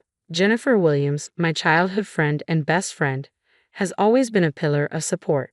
Her strong sense of justice led her to fulfill her dream of becoming a lawyer, where she helps many people, a source of great pride for me. "Mary, there's someone I want you to meet. This is Mike, Jennifer's husband." Mike, a detective known for his sharp observational skills, complements Jennifer's legal career perfectly. They've built a warm family with adorable twins. "Oh, by the way, I'm married too." "Oh, really? Did you meet your husband in college?" "Yes, exactly. David was quite popular back then. David, my husband, caught my attention with his charm during college. Initially, I was focused on my studies and joining my father's company, which seemed to intrigue him. I'm interested in joining your father's company too, Mary. After we started dating, David also showed interest in my father's company. Despite working in different departments, he quickly climbed the ranks and is now a department head. I've heard about his good reputation, which motivates me to excel in my own endeavors.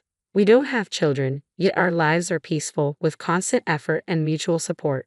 I'm really sorry. It's okay. Then, one day, a certain truth emerged, sparking a huge argument between David and me. I even considered divorce, and Jennifer and her family thought it might be the best solution.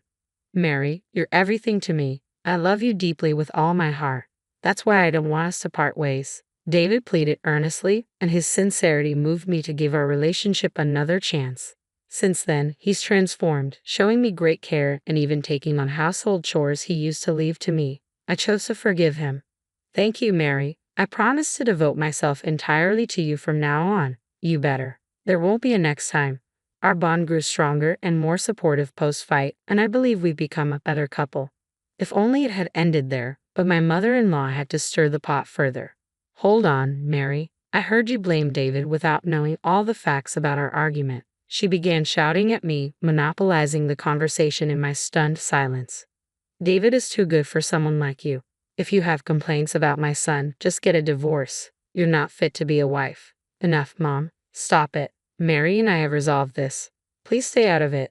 Despite David and my father-in-law's interventions, my mother-in-law continued to blame me. Without their interference, she might have become physical. That's how intense she was. I'm sorry, Mary. She tends to go too far. According to David, his mother has always been impulsive and quick to act on her assumptions. When he was young, she frequently stormed into his school, leaving his father to apologize for her behavior. I apologize. I'll speak with her. I'm truly sorry, Mary. Though I was injured by my mother-in-law's behavior, the sincere apologies from David and his father led me to let it go this time. She dotes on David excessively and always pushes for divorce over minor issues. Could that be why my brother left? David once mentioned having a brother whom I've never met. Apparently, they never got along, leading to a falling out. David's brother left home after high school graduation and hasn't returned since. Perhaps her excessive attachment stems from that. Before you press David about kids, when will I finally get to hold a grandchild? I was frequently nagged about children until recently. It's a concern for me too. I've been checked at the hospital, and there's nothing wrong. Maybe David should get checked as well. Frankly, your dad keeping your mom in line is getting old. Reluctantly, I took David to the hospital for a checkup. We're still waiting for the results, but we've promised to stick together, no matter what. Lately, my father-in-law has been managing my mother-in-law better, which has brought some peace. I'm really thankful to him. Without him, our marriage might have fallen apart. Then, one day, I discovered a letter in our mailbox. It had no sender, just a message urging me to leave David. Feeling unsettled, I showed it to David immediately. What's this? Could it be a prank? David wondered aloud. It's definitely creepy and distasteful. Maybe you should talk to Jennifer about it, he suggested. Following David's advice, I reached out to Jennifer. After explaining the situation, she promptly made time for me, and we arranged to meet. Sorry for the wait, Jennifer. No problem. Let me introduce you, she replied. When I arrived at the cafe where we planned to meet, Jennifer, Mike, and another man were already there. Jennifer introduced me to the man first. Nice to meet you. I work with Mike. I'm Liam Brown, he said, revealing he was Mike's colleague and friend. After introductions, I promptly showed them the letter. What's this? Jennifer questioned. No sender. That means it was placed directly in your mailbox. That's malicious, Mike added, furrowing his brow. Liam remained pensive. Is something bothering you? Jennifer asked Liam, noticing his contemplative expression. This handwriting looks familiar. Could it be someone you know? Mike probed, to which Liam nodded thoughtfully. The detectives decided to take charge of investigating the letter. After receiving advice from Jennifer, we decided to call it a day. When I returned home, David greeted me unexpectedly. Welcome back, David. Did you find out anything? Not much. It's hard to glean anything meaningful from just a letter. Perhaps you should stay at your parents' place for safety. Whoever did this might escalate things. I studied David as he spoke. He appeared genuinely concerned for my well-being, yet his restless eyes made me uneasy. I'll consider it, but why are you home, David? It's a weekday and we should be at work. I took the day off after discussing it with my father, David explained. It's unusual for you to be here because of worry. You said it might just be a prank, right? Avoiding my gaze, David's demeanor mirrored our past conflicts.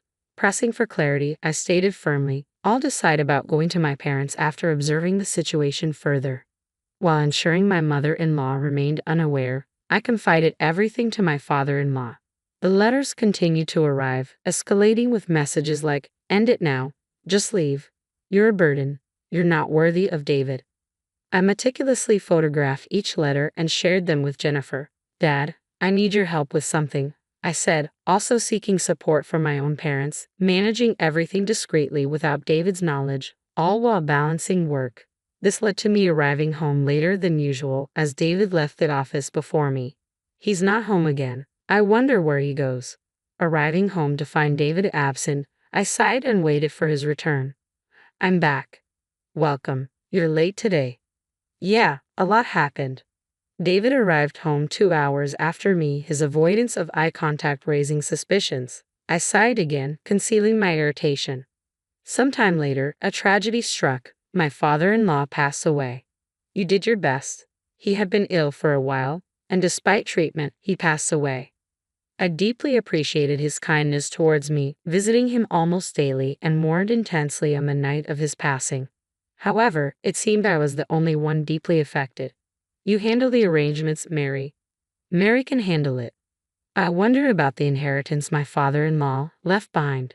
David and my mother-in-law left me to handle everything, smiling as they discussed inheritance matters even after the funeral. They departed, leaving me to sort through his belongings alone. What's this? While going through his diary, I stumbled upon something unexpected. Quickly collecting it, I took it to Jennifer. My father-in-law cared about me until the end. I want to honor those feelings properly. I began working quietly behind the scenes. Eventually, when things had settled, "I'm here." My mother-in-law arrived at our doorstep with another woman. Well, it's been a while. I recognized her immediately as Emily, David's ex-girlfriend. "Are you David's current girlfriend?" "Yes, David and I are together now. Seems like David's taste has changed, hasn't it, to someone more plain like me?" She was the same woman who had tried to assert her dominance over me back in college when David and I first started dating. "Emily, you and I have no connection anymore. Please leave." At that time, David and I had broken up, and he had turned Emily away. Since then, there had been no contact from her. Meeting her like this was the first time since college. "Why are you two here?" David's expression mirrored my surprise at seeing them unannounced. Despite my reservations, I invited them in to hear what they had to say. "I've been seeing David," Emily declared abruptly. "What? What are you talking about?" David responded, clearly taken aback. Emily proceeded to reveal her affair with David.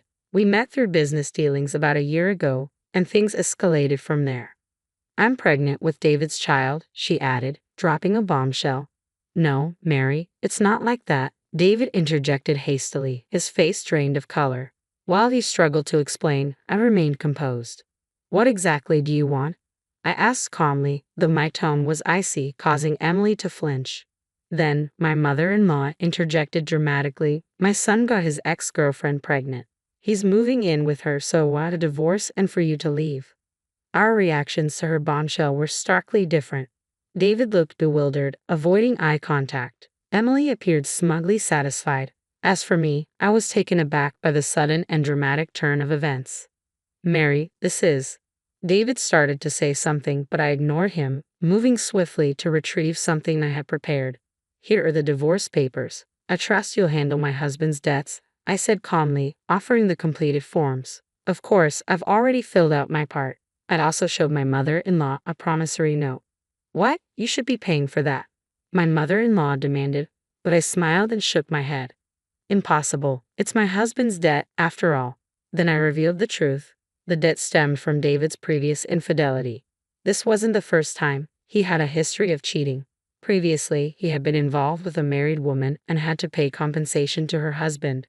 David had a habit of spending extravagantly on his affairs, depleting our savings and leaving us in debt. "But Mary, you're the only one I love." I want to make things right, David pleaded desperately as we tried to salvage our relationship.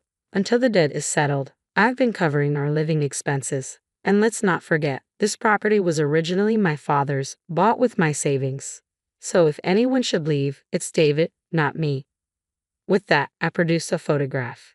It showed David and Emily walking together, arm in arm. What? You knew? David exclaimed. Yes, I knew. This photo was taken by Mike and his team. Alongside investigating the letters, I had them look into David's infidelity. And this, I continued, presenting more evidence, was left by my father-in-law. I handed over copies of correspondence between my mother-in-law and Emily, revealing their complicity in David's affair. How did you get this? It was in my father-in-law's diary. He knew about David's affair and my mother-in-law's involvement, so he left it as evidence. My words visibly shook my mother-in-law. I'll proceed with the divorce, but I won't give up this house, and I'll demand significant compensation. Looks like more debt for both of you.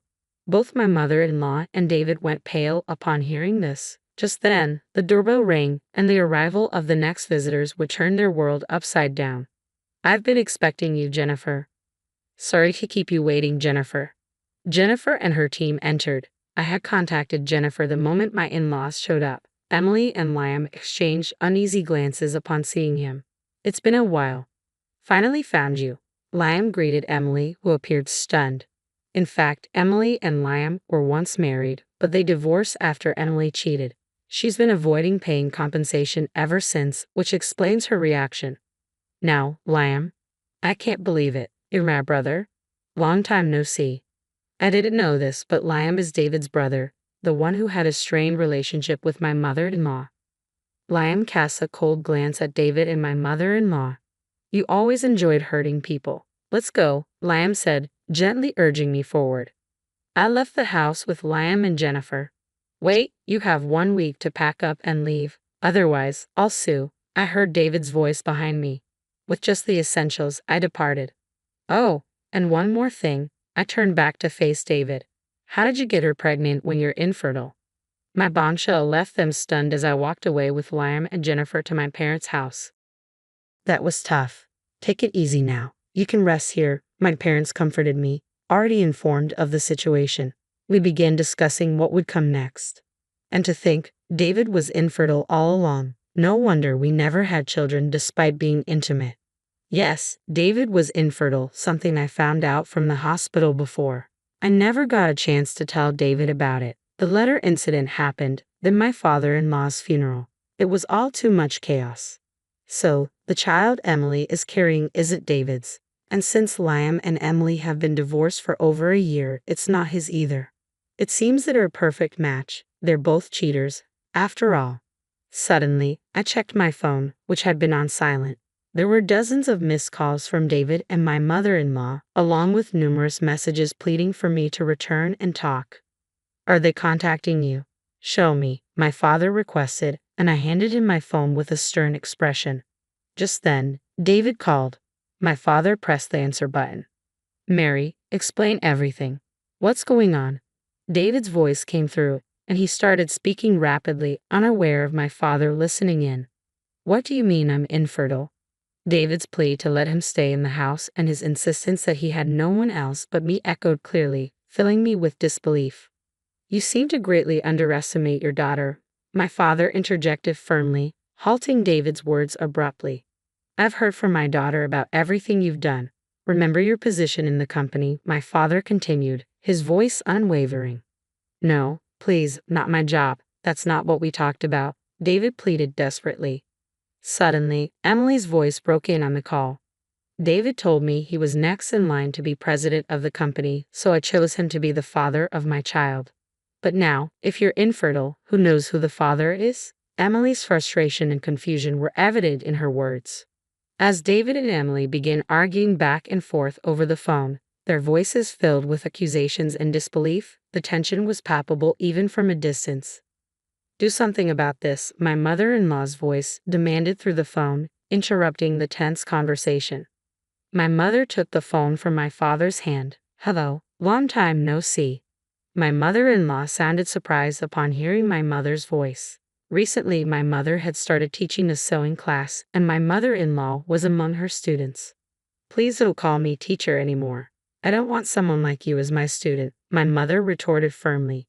No, no way, my mother-in-law responded, seemingly taken aback. She held my mother in high regard, evident from her respectful tone. The call ended abruptly as my mother silently returned the phone to me. Well, I think it's time for us to leave. Leave everything to me, Mary. We'll ensure you get a fair settlement from the divorce, Jennifer announced, preparing to depart with Mike. I thought Liam would leave as well, but he paused and addressed me directly. Mary, please read this later, he said, handing me a letter before following Jennifer out. As I watched them leave, I opened the letter Liam had given me. It overflowed with his heartfelt feelings for me, stirring my emotions.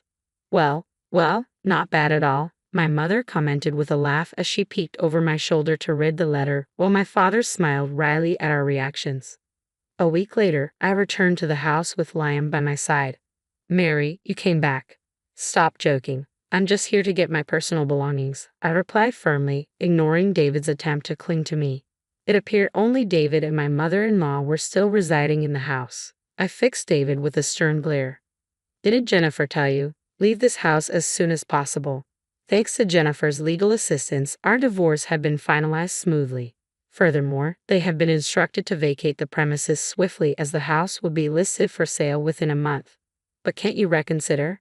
David pleaded desperately. Don't come near her, Liam intervened, pulling me protectively close. David's expression twisted as Liam shielded me. You had an affair and blamed me so much, David accused bitterly. Actually, we're not dating yet, I corrected him, glancing at Liam. I intended to ask you out, though, Liam added with a smile, which seemed to devastate David further. Just then, my mother-in-law interjected, her voice laden with pity for David. How terrible, poor David. You must have wanted this from the beginning, didn't you? My mother-in-law fell silent as my words seemed to remind her of how she had persistently urged me towards divorce. It seems Emily suits your taste more. Well, my mother-in-law looked away, mirroring her son's habit of avoiding uncomfortable truths. Oh, and by the way, Jennifer has the will left by my father-in-law. We're opening it tomorrow at her office, so please be there. With that settled, my immediate tasks for the day concluded. The next day, we gathered at Jennifer's office to learn the contents of my father-in-law's will. And what a revelation it was. What? The inheritance goes to Liam and me. The will left everything to Liam, completely bypassing David. It was explained that David's share had been treated as a pre-death gift to offset the debts he owed. Initially, my father-in-law had settled the compensation for David's earlier affair, considering it a debt David needed to repay. As for my mother-in-law, she had been involved in an affair herself and had divorced shortly before his death, leaving her with no claim to the inheritance. The will clearly stated that the estate would go to Mr. Liam and Ms. Mary, who had endured significant hardships due to David's actions. That's absurd. This is unjust. Why should my brother who left and some stranger like Mary inherit everything? David and my mother-in-law erupted in fury at the contents of the will. Liam silenced them with a sharp rebuke. Enough, he exclaimed, unleashing his pent-up emotions on my mother-in-law until she left the house, unable to bear the confrontation. I was constantly neglected. They denied me the school I wanted and confiscated all my earnings from part-time jobs, my mother-in-law admitted, avoiding Liam's piercing gaze, all because I didn't conform to their expectations. It's outrageous. She had been expected to be a traditional housewife, which hindered her ability to pursue her own interests and education, while David enjoyed the freedom to study and play as he pleased. That's probably because David is the child of an affair, Liam stated bluntly, causing David to stare in disbelief. He had never imagined his parentage was the result of an extramarital relationship. And that's exactly why I can't let Dad's precious inheritance go to you, Liam declared firmly, his mother's shoulders sagging in defeat. David stood there, stunned into silence by the revelations. Both mother and son engaged in affairs, and their affair partners were cheating with others. It's quite a family resemblance, I remarked, without meeting any objections. David and his mother ended up moving to a rundown apartment. David was clearly terminated from his job. He had touted himself as the future CEO, leveraging his position as the president's son-in-law and taking credit for others' work. Known for his numerous affairs, David had been making inappropriate advances towards female coworkers. Following complaints from colleagues within his department, he was fired for engaging in inappropriate relationships during work hours, including with Emily. I had consulted Jennifer and Mike on the day David took leave to meet Emily, so they were aware of the true nature of the letter before I was. Emily was the mastermind behind that letter. Her handwriting is distinctive, which is how I recognized it. She tried to drive a wedge between us but ended up ruining herself. David's frequent visits to Emily's place explained his late homecomings. As a consequence, he lost his job, forfeited any inheritance, and now lives in poverty due to the alimony payments he owes me. Despite these circumstances, his mother chose not to work but continued her affairs. Eventually, David kicked her out. Mike investigated this matter while Liam looked into Emily's situation. Emily had been staying with her parents, and since I knew their address, I informed them of everything.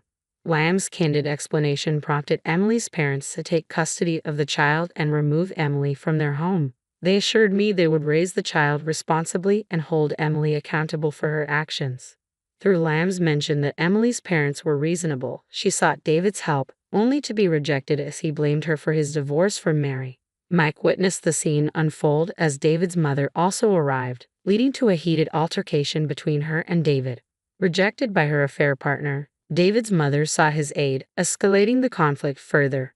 The tumultuous argument drew the attention of the apartment residents, prompting them to call the police, resulting in both David and his mother being escorted away. This incident marked David as an outcast in the apartment complex, ultimately forcing him to relocate to the countryside.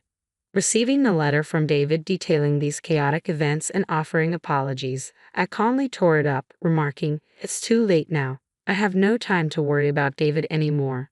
I'm moving forward with my busy life." "Don't overwork yourself," Liam advised gently. "I'm starting in a new department today. Originally, I was the intended candidate for the next president, not David. Currently, I'm rotating through various departments to gain a better understanding of the company, so I haven't settled into a specific role yet. I'll take on a definitive position after completing these rotations." I reflected on the satisfaction of a recent client's positive feedback. Liam also shared that his work was progressing smoothly. Recently, we began living together in a new home conveniently located near his detective office, where he often arrived before me. Unlike David, Liam took on household responsibilities with a smile, preparing dinner and greeting me warmly each day. I cherished his presence and appreciated his unwavering support. Liam had persevered through difficult times, a fact Mike had shared when I first began dating him. Despite the betrayal by Emily, Liam had shown resilience and empathy, qualities that resonated deeply with me as I recovered from the betrayal by David and his family. As I reflected on how much Liam and I had been through together and how we should support each other, he echoed my thoughts exactly. Now it's my turn to be there for him. We've both had our share of hardships. Let's support each other, I said with a smile. Liam laughed in response, his eyes full of warmth and understanding. "I was just thinking the same," he admitted, his smile widening. "Is that so?" Later, I heard through the grapevine that Emily had been caught by debt collectors and taken away. David's mother, on the other hand, was spotted seeking shelter from the rain and wind in a park, surrounded by cardboard boxes. David continued to cause scandalous affairs in the countryside until he was found and taken into hiding by debt collectors. They got what they deserved, I muttered to myself as I prepared to leave. Liam and I had a date planned, and our lives were blissfully opposite to theirs. We're living a happy life, the exact opposite of theirs. Maybe I should be thankful for meeting you, Liam, I mused as I headed out to meet him. Sometime later, Liam proposed to me. "I want to make you happy. Will you marry me?" Overwhelmed with joy, I replied, "Yes, I'd love to. I'll make you happy too." We soon got married. Then, to our delight, I discovered I was pregnant. It was a momentous occasion as I realized I could finally give my parents a grandchild. Liam was praised by my father for being a wonderful person, which moved him to tears. Seeing his emotional response, my mother and I couldn't help but smile. When our adorable son was born, Liam took an active role in household chores and childcare, providing immense support. Our parents showered us with care, allowing us to raise our son without worries. "I'm really happy right now," I shared with Liam one quiet evening. "Yeah, me too," he agreed, his eyes reflecting our shared contentment. Let's continue to protect this happiness for our child and for ourselves. In my heart, I made a silent promise to do just that.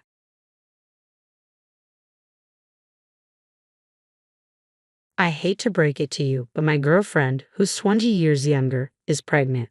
I prefer younger girls, so I'm getting a divorce. Cool with you? Fine, get a divorce if you want, but make sure you take good care of our son. Huh? You should take the boy with you. Haven't you spoiled him enough? No, I can't because he is. I stopped myself. If this conversation stayed between us, it wouldn't be a problem, but Ken could hear us from his room. What would he think if he overheard this? That was my only concern.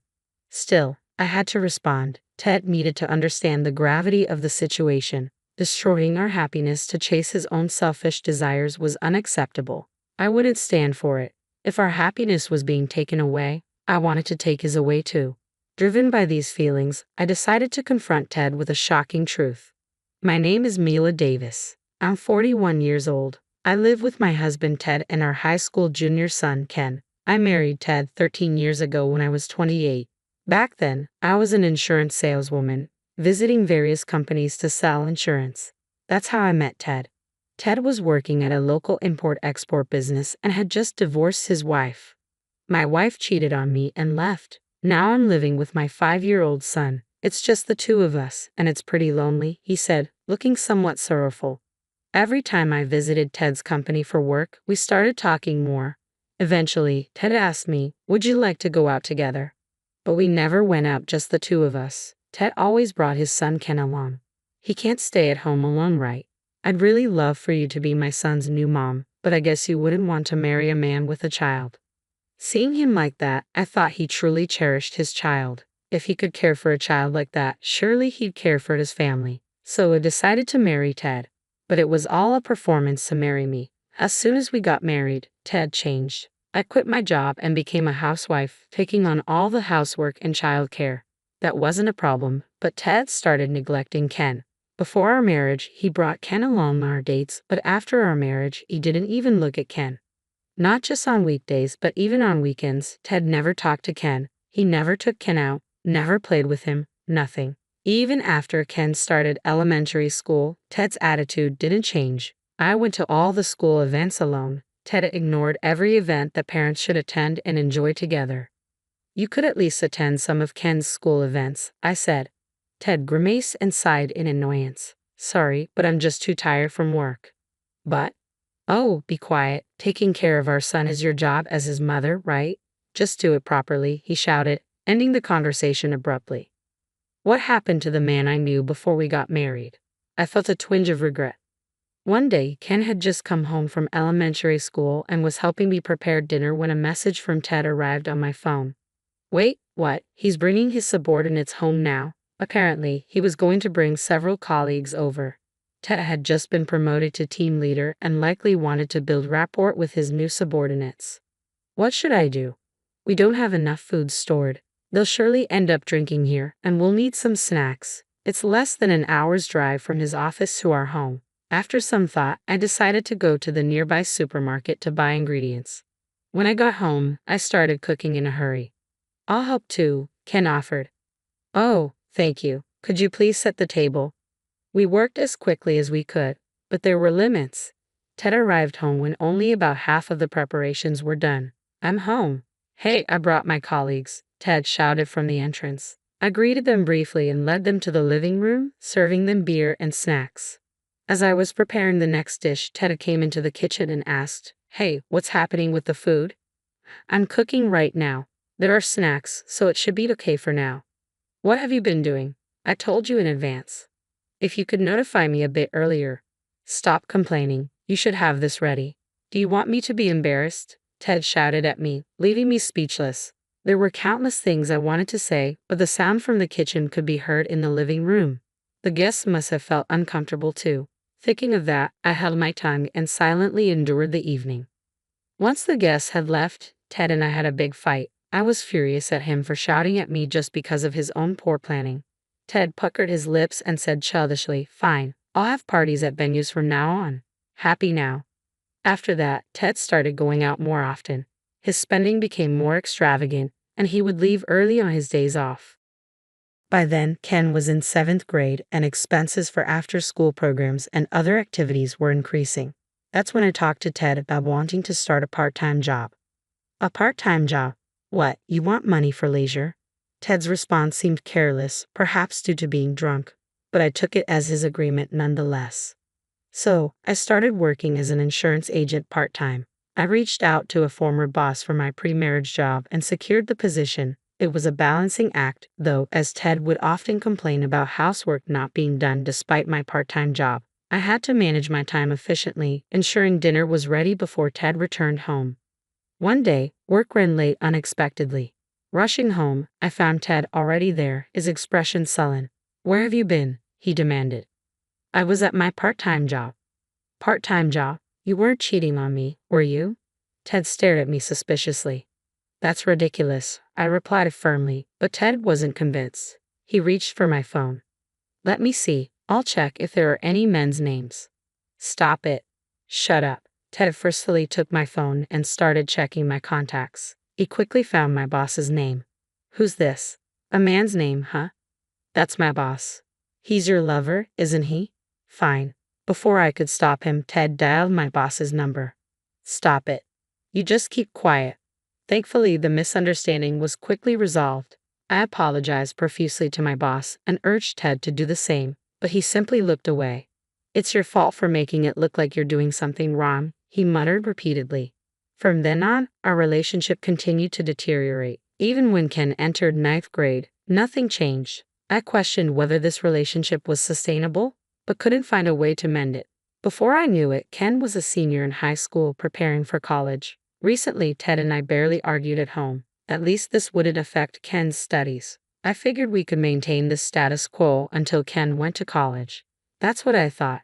Then one day, I found myself near Ted's workplace for my job. If things were good between us, I'd invite him to lunch, I muttered to myself. As I looked across the intersection, I spotted Ted's car. Wait, is that Ted? And who is with him? Squinting, I saw two people laughing and chatting together. The word infidelity flashed in my mind. Accusing others of infidelity while doing it yourself. What a hypocritical situation. I was too stunned to say anything. Quietly, I took a picture of them and decided to consult a private detective to investigate Ted. I probably already know the answer, I thought. Divorce was already on my mind, but having concrete evidence would be crucial. So I waited anxiously for the results of the investigation. About a month later, the results arrived, and they were damning. He had truly crossed the line. Just divorcing him didn't seem sufficient anymore. I needed to figure out how to make him pay. On a particular day off, lost in my thoughts, Ted, who was supposed to be out, unexpectedly returned home early. Hurrying towards me, he blurted out, "I'm sorry, but my girlfriend, who's 20 years younger, is pregnant." What? I couldn't believe what I was hearing. But there he stood, a smirk playing on his lips as he continued, "Yeah, my girlfriend, who's 20 years younger, is pregnant. I prefer younger women, so I'm going to divorce you. That's cool with you, right?" Well, at least he had the audacity to confess his affair himself. However, I saw this as a golden opportunity. With determination in mind, I decided to seize the moment. "Go ahead and get married, but please take care of our son," I said with a smile, catching Ted off guard. "What? You should take our son with you. You've always been so fond of him." "I won't because that boy is." I chose my words carefully. "Ken, studying in his room, might hear us. What would he think if he overheard?" That was my main concern. Nevertheless, if I didn't confront him now, he wouldn't grasp the gravity of the situation. It was too easy for him to shatter our happiness and pursue his own. I couldn't let that happen. I wanted to snatch away his happiness, just as ours had been taken from us. Motivated by these thoughts, I decided to confront Ted with a truth that would stun him. "I hate to break it to you, but isn't Ken your son?" Ted said confidently. "He's not mine." "What are you talking about? We're married, so any child of ours is our child," Ted asserted, looking smug. I was left speechless for a moment. Is this guy clueless? He's 4 years older than me and still so ignorant. I sighed deeply, surprised by his lack of understanding, and decided to lay out the truth for him. "Ken is your child with your ex-wife, right? So what? In other words, Ken is your stepchild to me. To legally be considered a parent to a stepchild, you would need to adopt them." Adoption. Ted furrowed his brow, clearly perplexed. Typically, stepchildren remain just that, stepchildren. Without legal adoption, there are no parental rights or inheritance rights. Socially, they might be seen as your children, but legally, there's no obligation. When I married you, Ted, I didn't adopt Ken. That's why I can't take him with me. Wait, hold on. So does that mean I have to take care of Ken? Ted asked, visibly startled. That seems to be the case. While you wouldn't be legally charged with parental negligence just for leaving him alone, Ken is at an age where parents have responsibilities to raise their children, I explained calmly. Ted looked stunned. Come on, that can't be right. What do you mean? I have a baby on the way. I plan to live with my newborn and my soon-to-be wife, just the three of us. That was the condition for marrying Kay. Oh, so the woman you cheated with is named Kay. So, that has nothing to do with me. It has everything to do with you. This could all be resolved if you just take care of Ken. But I've told you I can't, Ted insisted. Just find a way. Please don't ruin my happiness, he pleaded. I couldn't believe his audacity. After destroying our happiness, he had the nerve to beg for his own. Through clenched teeth, I responded firmly to Ted. No matter what you say, what can't be done can't be done. You should discuss this with your girlfriend, Kay. You're truly heartless. Fine, you'll regret this, Ted retorted angrily. He slammed his hand on the table and stormed out of the room, grabbing his cell phone as he went. I followed him with my eyes and noticed him making a call in the hallway. That's why. Yeah, that's right. So, I could hear Ted's muffled voice on the phone. Eventually, he returned and announced, just wait, I'm bringing Kay over. What? You're bringing her here? Of course. Since you're refusing to budge, I have no other choice, Ted snapped angrily, seeming to justify his actions. It was clear he didn't believe he was at fault. Well, at least this might expedite the discussion on dividing our property. With that thought, I silently watched Ted leave. An hour later, Ted returned with a woman in tow. As I stole a glance at her, she greeted me with a look of discontent. Hi, she muttered, avoiding eye contact. I could empathize with her discomfort. Meeting the spouse of the person you're having an affair with couldn't be pleasant under any circumstances. Sure enough, Kay turned out to be the woman who had been with Ted in his car that day. I couldn't deny that my thoughts drifted to blaming her for all this. But thanks to her involvement, I had a chance to bring Ted down a notch. With that realization, a smile involuntarily crossed my face. I pondered how to initiate the conversation, but Kay spoke first. You're Mila, right? Don't you think your child is adorable? You've lived together for about 13 years, haven't you? Are you talking about Ken? If so, I do think he's adorable. I consider him as much my child as if he were my own. Then why are you abandoning him? You should take him with you, Kay asserted, her voice tinged with tension. I could see beads of sweat forming on her forehead. I knew it. Her words condemned me, but deep down, she didn't truly mean it. I recalled the findings of the investigation into Ted's behavior. If the information about Kay's current situation was accurate, her motives for arguing like this made perfect sense. So, I decided to assert my position firmly. I would love to take Ken with me, but no matter how much I adore him and consider him my own, legally, only Ted is Ken's parent. I cannot assume parental rights over Ken. But, yes, there's also the option of not proceeding with the divorce, and you would have to raise your child alone, I continued. Kay visibly flinched at this. She turned to Ted and murmured, I can't raise a baby on my own. Don't worry, I'll take care of our child. Plus, I'm definitely getting divorced and I want to be with you, Ted interjected confidently. I couldn't let him brush off the divorce so easily. Hold on, it hasn't been decided whether we're getting a divorce yet. Shut up. I'm definitely getting a divorce, Ted insisted. So, are you planning to take Ken with you? We'll discuss that later. We're not making any progress here. Okay, what are your thoughts? I directed the question to Kay. She frowned and replied, I can't raise someone else's child. Even if it's the child of the man you love, I pressed. Of course not. I love Ted, not some child of Ted and another woman, Kay declared firmly. Oh, I see, but isn't your argument a bit strange? I challenged. Why? Kay replied, clearly unsettled. You don't want to raise someone else's child. That's your personal choice, and I respect that. But are you okay with making Ted raise another person's child? Kay's face suddenly paled at my words. Ted looked puzzled. What are you talking about? I'm talking about the baby. Kay's baby in her belly. This child is mine. I've told you that before. You did say that, but it doesn't make sense. According to my investigation, the father of Kay's child should be another man. Ted turned sharply towards Kay, his expression intense. She avoided eye contact, her face drained of color. The absurdity of the situation almost made me want to laugh. Ted pressed Kay, his voice demanding. Is what she said true? What? About the father of the child. Don't be ridiculous. The father of this child is you, Ted, Kay retorted, banging her hand on the table. But I calmly interjected. That's not true. I have proof. Look, with that, I placed a single photo on the table. It was a picture obtained from a private investigation showing Kay conversing with an unknown man in front of an obstetrician's office. With a private investigation, they also check if you're cheating. According to that, you have a man you're seeing. The child in your belly, it's his, isn't it? I confronted Kay. I mean, Kay stuttered, clearly unable to find words. Ted, observing the exchange, seemed to grasp the truth and slumped in despair. So, you're suggesting I should divorce Mila and raise someone else's child? Kay, are you okay with that? Ted asked, his voice tinged with bitterness. No, no way, Kay replied, shaking her head vehemently. Don't forget about Ken, okay? I interjected firmly. Ted then turned to me desperately. Wait, let's get back together, Mila. If I break up with her, you won't divorce, right? What? You're saying whatever suits you. Sorry, but I was already planning to divorce, so this comes at the right time. And I'll be seeking a fair division of our property, I asserted, slamming down the evidence of their infidelity on the table. The photos laid bare their betrayal, including pictures of Kay with the unknown man.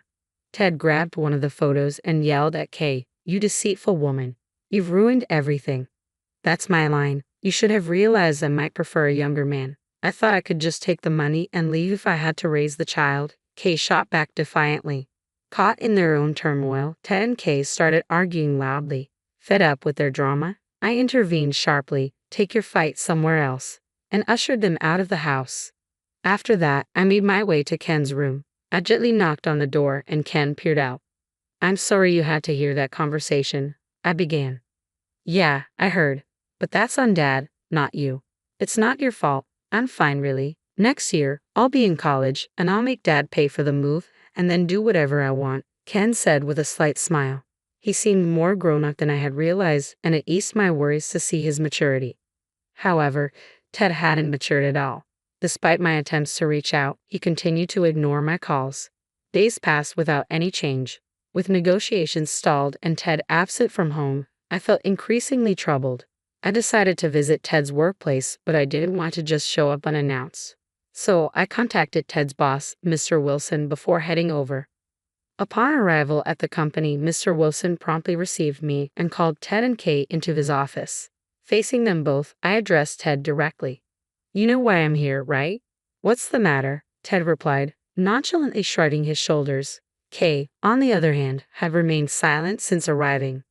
"You seem worried about your boyfriend finding out about your relationship with Ted, Kay." "Well, he probably already knows, considering you're here." I smirked slightly, watching as Kay's expression fell. It was inevitable that her affair would be exposed, especially since the man she truly loved also worked at the same company. Ted resisted until the last moment, but finally relented after a stern word from Mr. Wilson, agreeing to cooperate with the divorce proceedings. "Well, I'll be heading home now," I announced, preparing to leave. Ted couldn't resist expressing his dissatisfaction. "Showing up at my workplace? Seriously, if this damages my reputation, what then?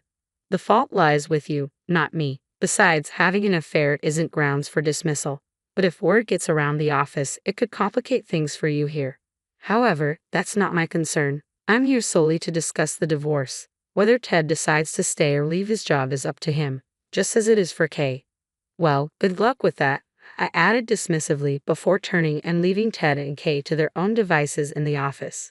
After settling the division of property with Ted through my lawyer, I received some troubling news from Mr. Wilson shortly after leaving his office. Apparently, news of Ted and Kay's affair had quickly spread throughout the company. Predictably, Kay's boyfriend found out, leading to a heated confrontation that ended their relationship on the spot. Injured by her breakup, Kay demanded compensation from Ted, accusing him of mental abuse. Naturally, Ted refused to comply, and their dispute escalated into a messy legal battle.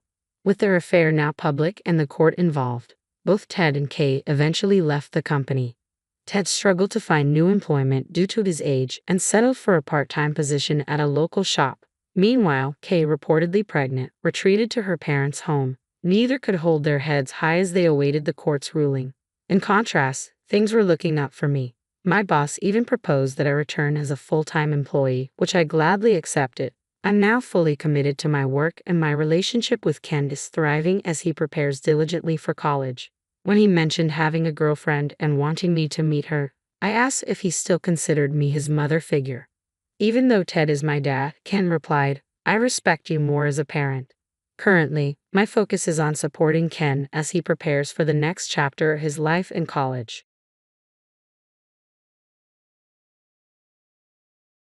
The moment she uttered those words, the engagement was off. My father, a factory worker, stood stunned as my stepmother splashed tea on his face, laughing hysterically. Surprisingly, my stepfather made no effort to reprimand her. The stain from the specially cleaned suit spread rapidly, though thankfully the lukewarm tea posed no risk of burns. Amidst the chaos, I handed my father a napkin while Tom, in a panic, hurriedly dabbed at the suit. Despite his concern for my father, Tom couldn't suppress a chuckle at his parents' absurd behavior. Meanwhile, my father remained silent, his posture rigid. Suddenly, he straightened up, pointed at them, and declared, Fine then, I'll ruin your company. His voice carried a resolve I had never heard before as he led me away from the O'Connor household. Tom scolded his parents sharply before hurrying to join us. I'm terribly sorry, Dad. I'll make sure my parents apologize, he said, deeply apologetic. No need, replied my father solemnly, patting Tom's shoulder. We're through with them now. I'm Yvonne Warner, a 26-year-old office worker raised single-handedly by my father since my mom passed away when I was young. My dad managed a factory and, despite his busy schedule, never missed any of my school events. He often returned to work right after, and I admired his dedication. In college, I dated Tom, 2 years my senior. Tom was gentle, sincere, and popular, yet accepted my confession despite concerns about his parents, which he kept private. We continued dating, and although he lived independently since college, he visited his parents, always appearing weary. Tom always prioritized me, which made me proud. Eager to introduce him to my dad, I felt a mix of apprehension and anticipation when we unexpectedly ran into my dad during a date. Dad, aren't you supposed to be at work today? What's up? I asked. Oh, Yvonne, there you are. Just got back from a client meeting. And who's this? My dad's serious demeanor could be intimidating, and Tom appeared equally sullen upon meeting him, visibly nervous. Right, Dad, this is Tom O'Connor. We're dating now, I introduced. My dad, not typically stern but possessing a serious aura, observed Tom closely. Tom, in turn, greeted him respectfully. Nice to meet you, Mr. Warner. I'm Tom O'Connor. It's an honor to be dating Yvonne. It was the first time I introduced Tom to my dad. Tom, looking tense, bowed deeply and greeted my dad. My dad, happy to accept Tom, smiled warmly and struck up a conversation. So, you're Yvonne's boyfriend. Don't be so nervous. Take good care of her, okay? My dad said warmly. Yes, I'll do my best. Thank you, Tom replied gratefully. As they continued talking, Tom gradually relaxed, and soon they were getting along well. I felt a wave of relief seeing the two most important men in my life getting along. I had worried about what might happen if my dad didn't like Tom. We couldn't stay long as my dad had to return to work, so after bidding goodbye, we parted ways. As I turned to Tom, who looked somewhat dazed, I asked, Is everything okay? You seem a bit off. Tom's demeanor suddenly changed. That was really your dad, right? I was taken aback by his odd question but affirmed, Yes, of course. Why do you ask? Is something wrong? Tom nodded slowly, crossing his arms as he seemed lost in thought. I couldn't help but grow curious and press him gently. What are you thinking about so intensely? He hesitated, then replied vaguely, Oh, it's nothing serious, just something on my mind. His evasiveness left me unsettled, and despite my attempts to inquire further, Tom avoided elaborating. I started to worry, even though Tom had said he liked my dad. What if he didn't actually approve? The thought gnawed at me for days until Tom called, requesting an important talk. Nervous about what he might say after our last meeting with my dad, I headed to the cafe where we agreed to meet. Spotting Tom through the glass, his somber expression amplified my anxiety, but I resolved to greet him cheerfully. Hey Tom, sorry I'm late. Did you wait long? I approached quietly, tapping his shoulder gently. Whoa, Yvonne, you startled me, Tom exclaimed, clutching his chest in surprise. I was taken aback by his reaction. He seemed deeply troubled. Sitting across from him, I ordered from the waiter, all the while growing more anxious as Tom remained visibly gloomy. I wanted him to open up, so I broached the topic cautiously. Tom, what's on your mind? You seem really bothered. Is something wrong with my dad? I asked, hoping for reassurance. Tom looked up abruptly, denying any issue with my father. No, not at all. I respect your dad a lot. It's just that, He trailed off, his gaze falling again. I sighed inwardly, realizing I would need to coax the truth out of him. Summoning my courage, I pressed further. If something's troubling you, Tom, I want to understand. Please tell me what's bothering you, I urged gently. Taking a deep breath, as if steeling himself, Tom finally began to speak. Actually, there's something I need to tell you about my parents. It's a bit of a long story, but I think you should hear it, Tom began hesitantly. As Tom recounted his story, I was taken aback by its shocking nature. His parents judged people harshly based on their education and job, showing little class or consideration for others. They had meddled incessantly in Tom's relationships, criticizing his girlfriends and causing them to break up with him. It was clear why Tom was apprehensive about involving them in our future together. I told him not to worry. We can keep our marriage separate from his parents, just involving them in the formalities. My dad likes Tom, so what's the problem? It's okay. My dad liked you, so you don't have to worry, I reassured him. Really? That makes me happy. When I met your dad, I was surprised by how different he is from my own parents. I thought if I marry you, I'll become the son of such a great man. But getting married means my parents become your parents too, and I couldn't decide, Tom said, his expression brightening momentarily before he sighed deeply. However, Tom's mood shifted as if he had come to a decision. He looked up at me with a determined expression, then apologized. When we go to meet my parents for our marriage, can we have your dad come too? I want them to see there are such respectable people around. It might not change them right away, but I hope it does, Tom proposed earnestly. Okay, I'll talk to my dad about it, but I wish you had discussed this with me differently, I replied, feeling caught off guard. Oh, sorry, I'll handle it better from now on, Tom hurriedly assured me, then properly proposed marriage. After accepting Tom's proposal, I promptly discussed it with my father. Initially hesitant, my father agreed when Tom formally came to ask for my hand in marriage. We then set a date to meet Tom's parents. On the appointed day, dressed up and standing at Tom's family home's front door, we waited nervously. Given the stories I had heard, I couldn't help but feel apprehensive about meeting Tom's parents for the first time. Trying to lighten the mood, my father chuckled and offered words of encouragement. No need to be so tense. Tom's parents are just a bit overly concerned. Stay confident, he said, giving me a reassuring pat on the back. Feeling a bit calmer, I nodded gratefully. Tom rang the doorbell, but there was no answer. We exchanged puzzled looks, wondering if they were home. Tom rang again, growing slightly anxious. Finally, he excused himself and went inside first, leaving my father and me waiting nervously on the doorstep. After what seemed like an eternity, Tom emerged looking flustered. Before I could inquire, he began making excuses with a strained smile. Sorry for the delay. Please wait a moment, we'll be ready soon, Tom said hurriedly before disappearing back inside. I exchanged a concerned glance with my father, unsure of what was happening inside the house. My father sighed in exasperation, and a knot of worry tightened in my stomach. This awkward encounter could potentially jeopardize our wedding plans. My father, though patient, had little tolerance for dishonesty, and I feared the worst as we waited on Tom's doorstep. When Tom finally emerged and awkwardly invited us inside, my apprehension grew. As we entered, I noticed Tom's parents waiting with unsettling expressions, his mother with a sly grin and his father appearing disinterested. We were ushered into the living room where hastily prepared, lukewarm tea was served. The atmosphere was tense and Tom's silence added to my unease. Despite the discomfort, I resolved to proceed with the introductions. Tom, visibly regaining his composure, formally introduced my parents and then us.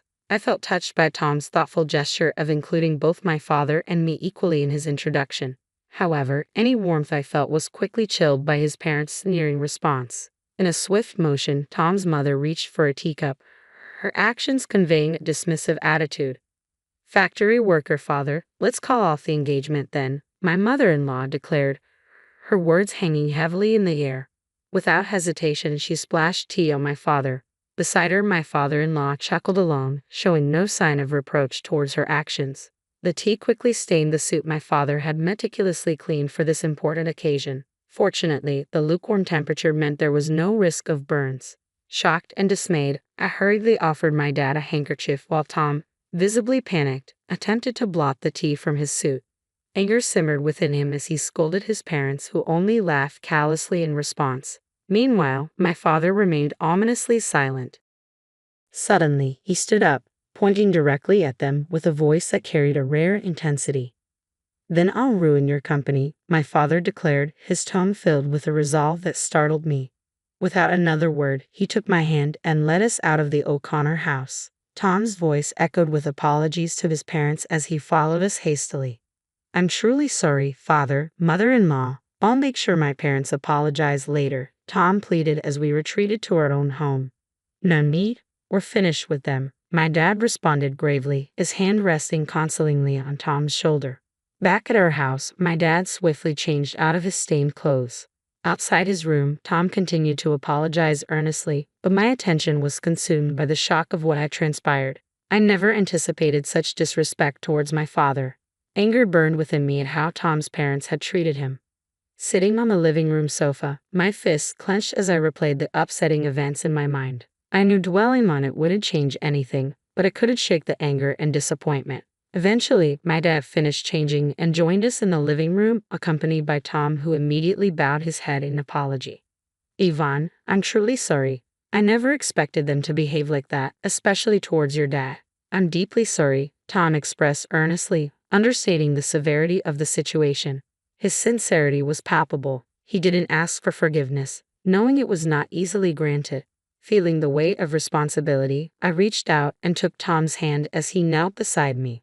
"I'm sorry too. I shouldn't have suggested involving my dad without knowing everything. I didn't foresee it turning out like this. I apologize sincerely."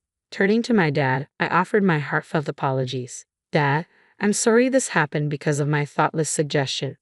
My dad looked troubled, his silence speaking volumes. None of us had anticipated such a confrontation, but my dad's resolve was evidently serious.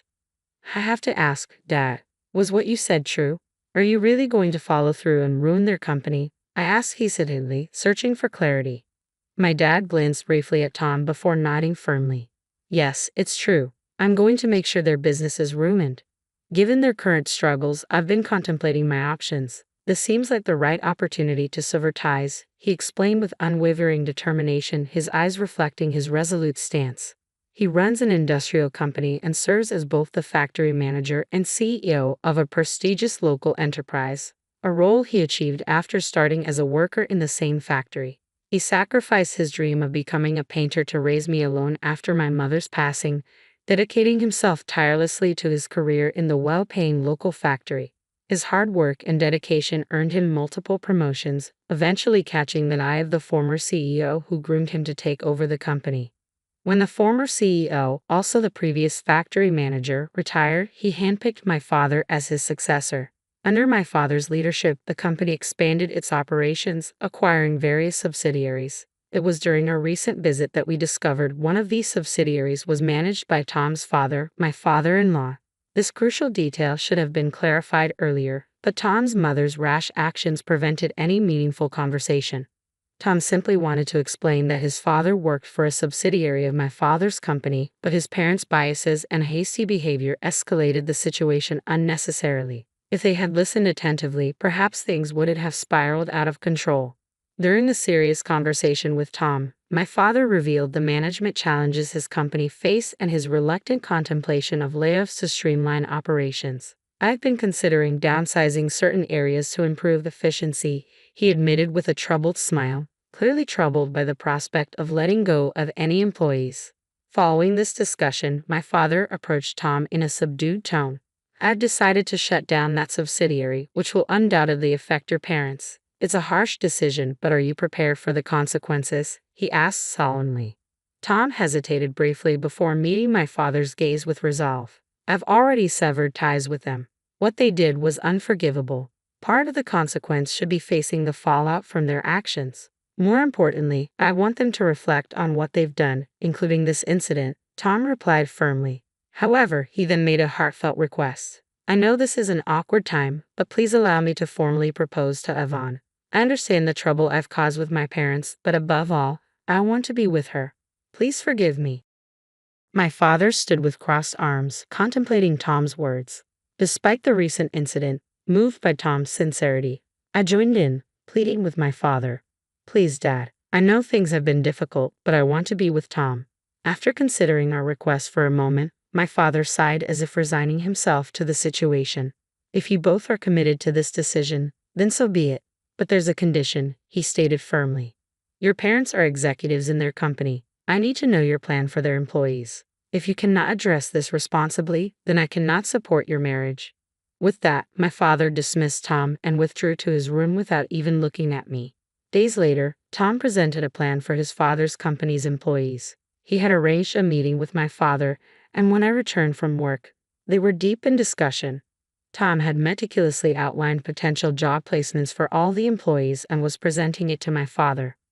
I hope these suggestions meet your approval. I'm committed to assisting in their transition and contributing to the company's ongoing success, Tom said earnestly, bowing respectfully to my father.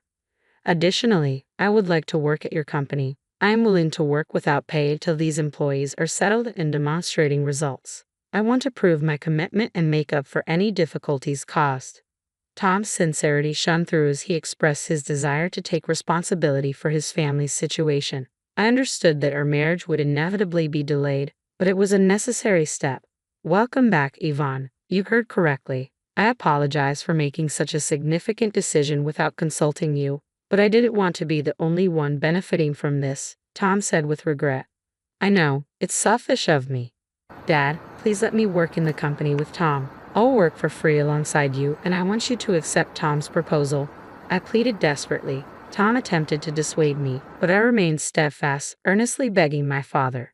Throughout our impassioned exchange, my father remained silent, his arms crossed, until my repeated pleas finally prompted him to uncross his arms and quietly nod in agreement.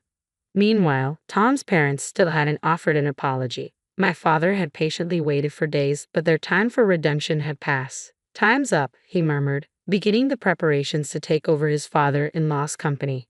Days turned into weeks, and finally, the inevitable day arrived, the collapse of the company. In response, Tom's parents summoned us to their home, where we were greeted by a throng of angry protesters, former employees furious over the sudden closure. It became evident that Tom's father had failed to inform them properly, opting instead to shift the blame onto us by summoning us there. Upon seeing us, accusations flew immediately. There they are, the source of all our troubles. They ruined everything, not me. Tom's parents pointed accusatory fingers, deflecting blame and attempting to portray themselves as victims. Especially that woman, who seduced our son and used her father's influence. We are the real victims here, so stop blaming us. Others joined in, hurling insults and criticism towards my father and me, desperate to evade responsibility for their own actions. Despite the parents' vehement accusations, Tom, visibly upset, stepped forward to address the former employees. Please, everyone, hold on. Yes, my father's company has collapsed, but they are also responsible. I want to assist all of you who have been unfairly affected by securing new job placements. Please hear me out. Gradually, the uproar subsided, and the employees redirected their attention towards us. Tom proceeded to call out each person's name, announcing their new roles and easing their concerns. As each placement was confirmed, relief swept through the employees. However, Tom's parents interrupted, causing a scene. Tom, what about us? Why are you ignoring us? His mother demanded. Yes, Tom, we told you we're victims too. Tell us our job placements. If you do, we might even consider forgiving that man and allowing your marriage to that woman. Ignoring their outbursts, Tom bravely detailed the events leading to the company's bankruptcy, a situation exacerbated by his parents' actions. I apologize for the disruption caused to all of you. Thanks to a generous CEO, Your jobs are secure. Let's channel our frustrations constructively and rebuild together. Turning to my father, Tom bowed deeply. I deeply apologize for the trouble caused. Thank you for considering my request. I promise to dedicate myself wholeheartedly. Moved by his sincerity, the former employees also bowed to my father, acknowledging his generosity. In contrast, Tom's parents remained defiant, the only dissenting voices amidst the display of gratitude and reconciliation. Don't be deceived. That man ruined our company, and that woman encouraged him. Face the reality. You're all struggling for jobs because of their actions, right? Despite Tom's parents' desperate appeals, everyone had already heard Tom's account of the events.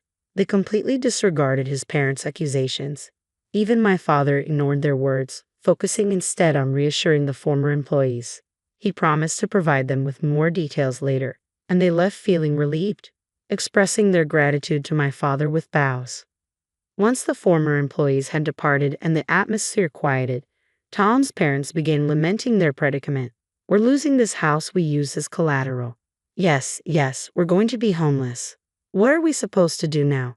They continued to blame us, refusing to acknowledge their own responsibility. Tom sighed in exasperation at their stubbornness. I don't care what you think. You brought this upon yourselves. Why don't you show some remorse? He scolded them, but his words fell on deaf ears.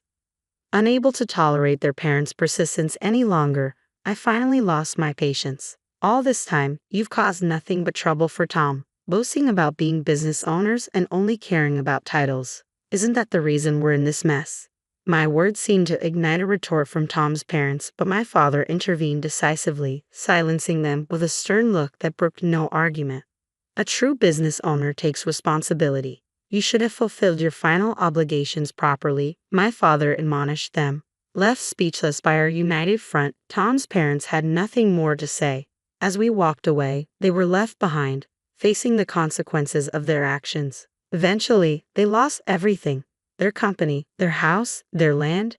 They never fulfilled their obligations to the former employees and evaded accountability until the end. After losing everything and facing legal consequences for their deceitful actions, Tom's parents reached out to him for help, only to be coldly rebuffed due to Tom having severed ties with them. They ended up in jail, and since then, there had been no communication from them. Even if they were released, they still owed a debt to their former employees, perpetuating their dire situation. Following these events, Tom and I decided to leave our jobs and join my father's company. We committed to working without pay for the first month as promised. During this period, we encountered a former employee from Tom's parents' company who had joined our team. This person eagerly approached us at work, extending gratitude to my father for the opportunity, thanking Tom for arranging the job, and recalling how I had assisted them with materials which I had initially forgotten. Shortly after joining, the former employee left, expressing heartfelt appreciation and a renewed determination to work diligently. Touched by their words, we hastened to my father's office to share the encounter. He warmly welcomed us and presented several thick envelopes. "What's this, Dad?" I asked in astonishment. "It's your salaries for the past months." It couldn't all fit into one envelope, my father replied with a cheerful laugh. We were stunned. It hadn't been long since we started, and with the influx of new hires, we never expected to receive salaries so soon. We struggled to comprehend the situation, but my father waved off our concerns. "Your hard work has rejuvenated the team. They've been grateful for your efforts and dedication. I couldn't possibly leave such exemplary employees unpaid, and our company's performance has improved significantly. Thank you truly," my father expressed sincerely. Grateful and humbled by his generosity, we accepted the envelopes, overwhelmed by the unexpected recognition and support from both my father and our new colleagues. As we hugged each other, overwhelmed with emotion and gratitude, the impact of our efforts sank in. My father's recognition of our hard work and dedication touched us deeply. Then he surprised us with an even more heartwarming proposal. "Tom, I'm impressed with your leadership. If you're okay with it, would you marry her?" My father asked, his voice filled with sincerity and joy. Yes, of course. I'm honored and grateful," Tom replied tearfully, bowing to both me and my father. Overwhelmed with happiness, I embraced Tom, tears streaming down my face. Thus, we decided to get married, surrounded by love and support. Our marriage unfolded amidst our continuing work at my father's company, where we grew more proficient and began contributing more strategically. Tom immersed himself in overseeing operations across the factories and subsidiaries, ensuring efficiency and proposing innovative solutions to my father. Our dedication to our work fueled our passion, making each day fulfilling and purposeful. However, a new chapter was about to begin as I prepared to go on maternity leave. My father, Tom, our colleagues, and I eagerly anticipated the arrival of our child, looking forward to the next phase of our lives together.